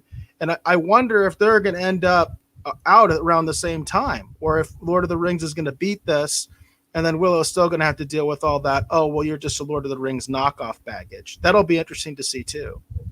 And it'll be interesting the approach they take. I mean, you can't take Willow and Game of Thrones it. You know what I mean? Like, you can't take the thing that makes. That's what they're going to do, Dave. Why even put that in my head? That's exactly what they're going to do. That's exactly what they're going to do. Oh, boy. You just took all the wind out of my sails. You couldn't just stop with all the good ingredients you came up with and say that's the way to do it. You got to throw that in the pot, huh? Well, I have to acknowledge the landmine that's right there. Everyone can see it. So, but yeah, interesting. It is interesting. We'll see which approach they go with. So you said that we're probably running a little long here. Do you want to go ahead and go into streaming wars? Yeah, I do have a streaming wars story, so we can go ahead. Okay, cool. Streaming wars. We go ahead and change the graphics here. All right, very cool. So here in the streaming wars segment, we talk about anything that's happening in the world of the streaming wars. Now you'll be asking yourself, Dave, what do you mean by streaming wars? Are we talking about fishing? Are we talking about like streams with a boat? Like, because we got the bass god here. No, we're not talking about fishing. We're not talking about fishing. We're actually talking about streaming. We're talking about streaming video. Streaming video, specifically those great, amazing services a lot of us enjoy, things such as Netflix, Hulu, Disney Plus, the Peacock. A lot of these amazing services like the free ones like Pluto or Tubi. There's all these amazing things that are out there for us to enjoy. All this amazing kind of cool content's been created that's available out on all these cool streaming services. That's what we're talking about when we're talking about the streaming wars. So tell me, Eric, what do you have up for this week's installment of the streaming wars? Well, it's interesting because we're talking about all the great stuff that's out there for people to enjoy. Well, there's apparently going to be one less of them very, very, very soon. And this is something, we've seen the writing on the wall for this for quite a while. I do need, give me 1 second because I'm having some difficulty bringing up the article. But we've talked about Quibi in the past. Quibi, however it's supposed to be pronounced. We were never quite sure. Which was you've got me. What's that? You've got me Quibiing with anticipation. But this is a Deadline article, and this just came out today. This is hot off the presses. It says Quibi's Jeffrey Katzenberg and Meg Whitman detail, quote, clear-eyed decision to shut it down. We have talked about this. We have reported on this widely that we did see the writing on the wall as far as this. I don't know. There's probably people out there that still have no idea what Quibi even is, but it was actually considered a player in the streaming wars. So it says exclusive. There's no question that keeping us going was not going to have a different outcome. It was just going to spend a whole lot more money without any value for it. That's a quote from Jeffrey Katzenberg, told Deadline on Wednesday in his first interview after the decision to shut down Quibi just 6 months after getting it up and running. Quote, so out of respect for these people that put up this extraordinary amount of capital to do it, that's irresponsible, and we both felt we shouldn't do it, the former DreamWorks animation boss added. So what's interesting about this platform is there was a ton of people that invested money in this. Even though you may never have heard of this, if you're active on like Twitter, for instance, you probably at least saw an ad or two for this because they were doing a lot of Twitter ads at one point. I know that. It says that basically they had over $1.7 billion in capital from Disney, NBC Universal, Sony Pictures, MGM, Warner Media, Viacom CBS, as well as Goldman Sachs and JP Morgan Chase. They really got some heavy hitters to invest a huge amount of money in this project. And for people that don't quite understand what Quibi was, the best way, and you know, Dave and I kind of said it jokingly, but also serious, it's like a paid version of YouTube. It's basically a paid version of YouTube with way less content, all like, you know, quote unquote premium content, basically stuff that was supposed to have like big stars in it. Like we were talking about Game of Thrones earlier. There were some Game of Thrones stars that had shows or movies on this thing. And it was meant to be like a mobile only platform. So whereas a lot of people watch Disney Plus or they watch Peacock or whatever other streaming service we might be talking about, a lot of us watch that on our TV, on a smart TV. I use my PlayStation 4 to watch it on TV. Quibi wasn't even supposed to have an app that could do that. You basically were supposed to watch it on your phone or watch it on your tablet, watch it on your laptop. It was supposed to be mobile only. The idea was it would be like a lot of like 15-minute shows where basically you could watch something like on your commute to work, on the bus or on the subway, things like that. And to be honest, the only thing that I thought was good when I first heard about this was, well, hey, maybe this could be a platform for short films. You know, I'm actually supposed to be producing a short film in California next month, okay? And it's like there's not a whole lot of market for short films. And when you start talking about getting like name talent, SAG actors involved, things that I'm dealing with right now that are a pain in the butt, but when you talk about that, the budget explodes, and it's very, very hard to recoup your money on that kind of investment. And I thought, well, maybe Quibi could be a place where that could happen. As far as I can tell, they never even tried that. They basically decided they would make like their own content specifically for Quibi and basically relied on the strength of those particular projects to draw people in and the stars that were in them.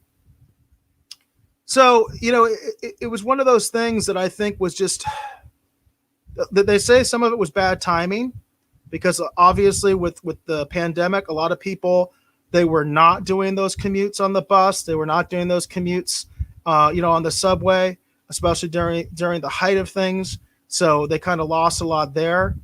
But I really think ultimately, and we kind of talked about this, Dave, I think ultimately their model was just incredibly flawed because rather than trying to go to the indie people and have them provide tons and tons of content the way that YouTube does and the way so many other streaming platforms do that do dominate the mobile landscape, because YouTube totally dominates the mobile landscape when it comes to people watching things on their phone. They even dominate Netflix. And it just seems to me they tried to just buy their way in, you know, with all this money, with all this like, you know, name, talent, access. And ultimately it seems, well, it didn't work. Just didn't work.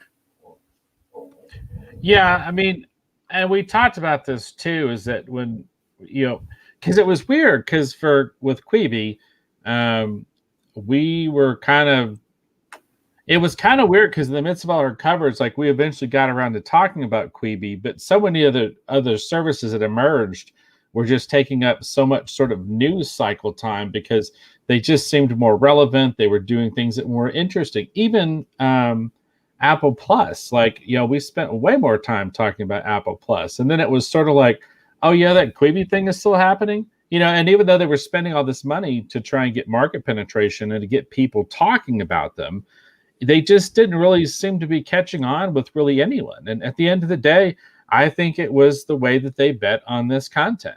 And you're correct. I do feel like that it was a huge, huge mistake not to go for the people like on YouTube who were already kind of doing this already, giving them a little bit of budget, you know what I mean? Bringing some new people in, right? Exactly. And building your service with kind of more at least tested content creators in terms of the kind of content that, it's that old adage, if you want someone's having a lot of success creating product X, and it's like, are you going to go get the people who don't even know what product X is and then try to do product X? Or maybe you can find someone who's, looking for an opportunity, who's been working on product X, who'd like to be able to step up and do something slightly different and say, hey, come over here and do something like product X for us. That's going to be your best bet. And then from that, comes a new spin, comes a new take, comes a new idea, and then it's not the same thing, but it's similar enough that people go, oh yeah, that was cool, or oh yeah, that was funny, or oh, I like this, or oh, I like that. You know what I mean? And if that's what you're betting on, it made more sense to go get those people that are already doing it really well and then moving into that space instead of taking people who were doing the sitcoms and long form productions and trying to have them kind of make that work. Because, at the end of the day, we both kind of felt like it seemed like a bit of a misstep when we were reading it. And, here's your, writing in black and white that it was a misstep. Yeah, and the irony is, it feels like YouTube has also been trying to follow this model. Obviously, they had YouTube Red, which is where Cobra Kai initially was offered before it was moved over to Netflix. And beyond that, YouTube, I think it's very obvious with the algorithm on YouTube, they promote corporate content far more than individual creators.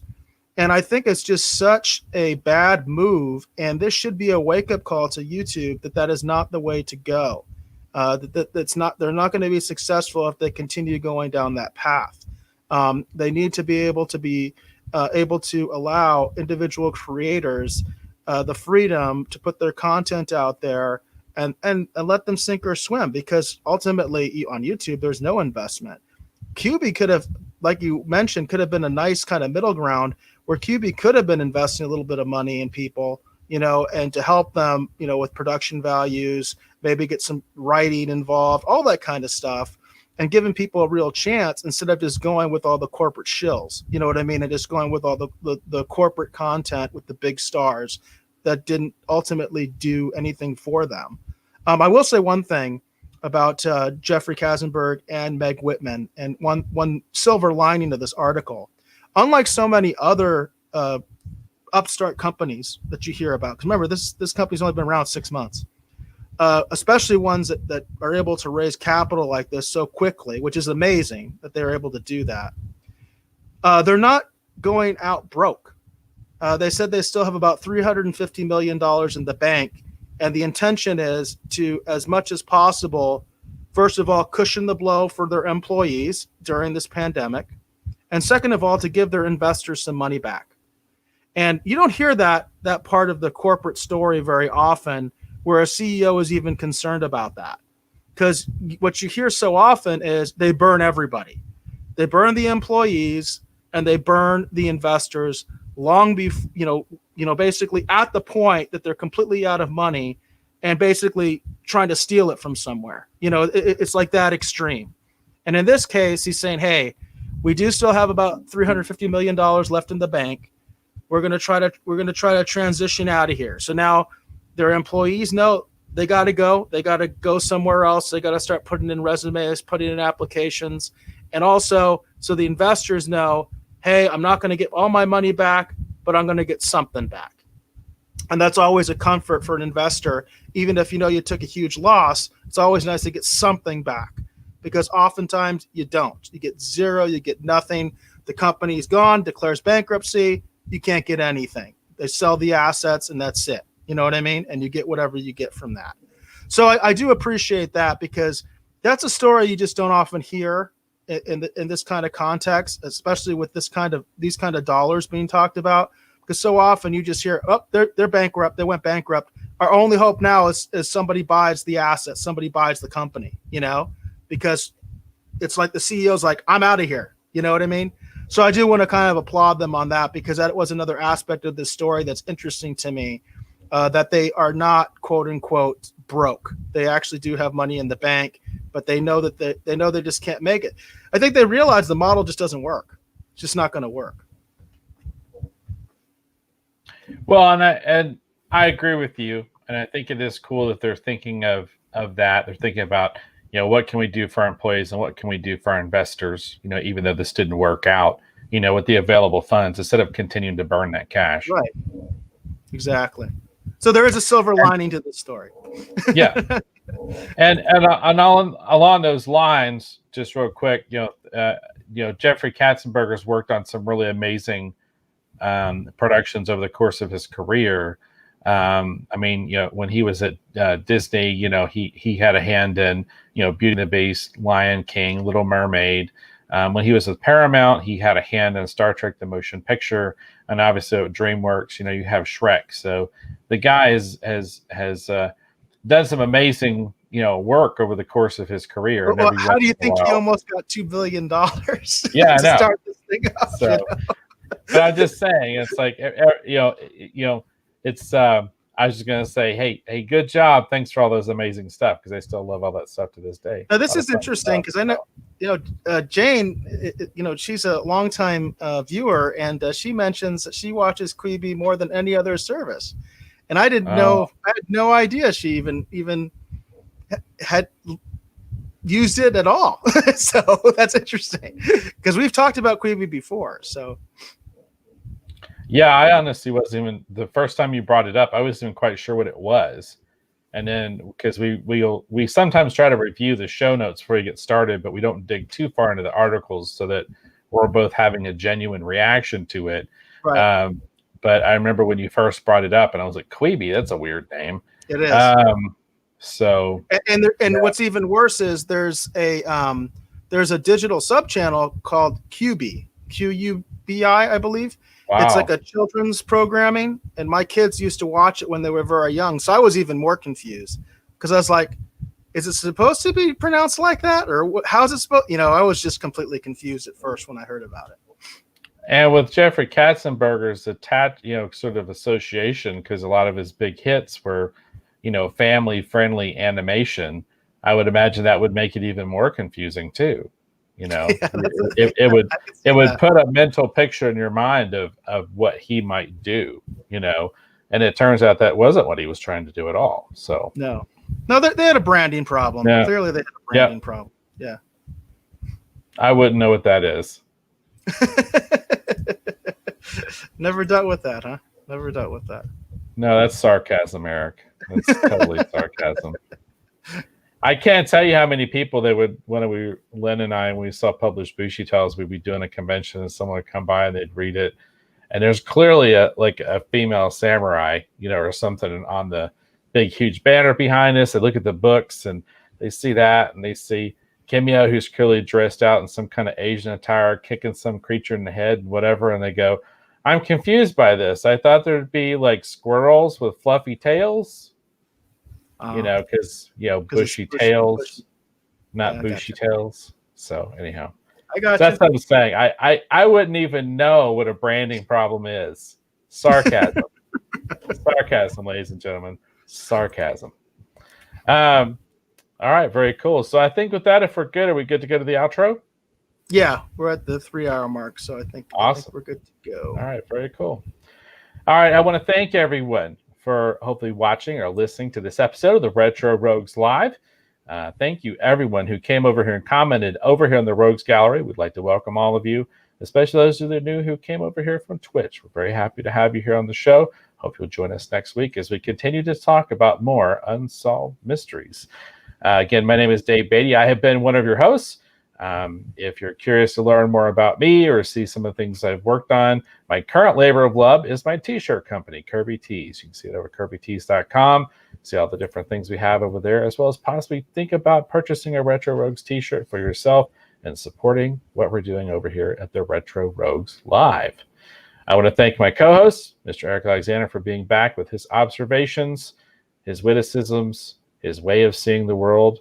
Please, Eric, tell the folks, hopefully watching or listening at home, where they can learn more about you on the interwebs. Well, I am most active on Twitter. You can find me at BassGod14, at BASSGOD14. My DMs are always open. I'm always open to hear suggestions from people about stuff we should cover on the show. We are kind of locked in, at least as far as our main topics, but we're always willing to cover like a news story. If you have a rumor, something you want us to look into, let us know. Next week, obviously, we will be doing another episode of Unsolved Mysteries. It is sort of like Halloween month in our minds, and we figured that's appropriate to end out October. And then, of course, prepare for November. We'll be doing The Mandalorian. BassGod14 is also the official Twitch. I'm very happy that we had more Twitch activity here than we ever have, which is awesome. Then we also have the YouTube channel. It's the official YouTube channel is also BassGod14, BASSGOD14. And again, thank you for everybody who commented, especially some of our new folks, like Gravity Station, who said, "I can't stop watching this great stream. Sorry, I'm not talking a lot, just interesting." We really appreciate that. And then Jane mentioned, my sister got me hooked on watching McLeod's Daughters on Quibi. I had stopped cable and could always find shows I enjoyed on Quibi. So with that, we will leave the Rogues Gallery with the last word.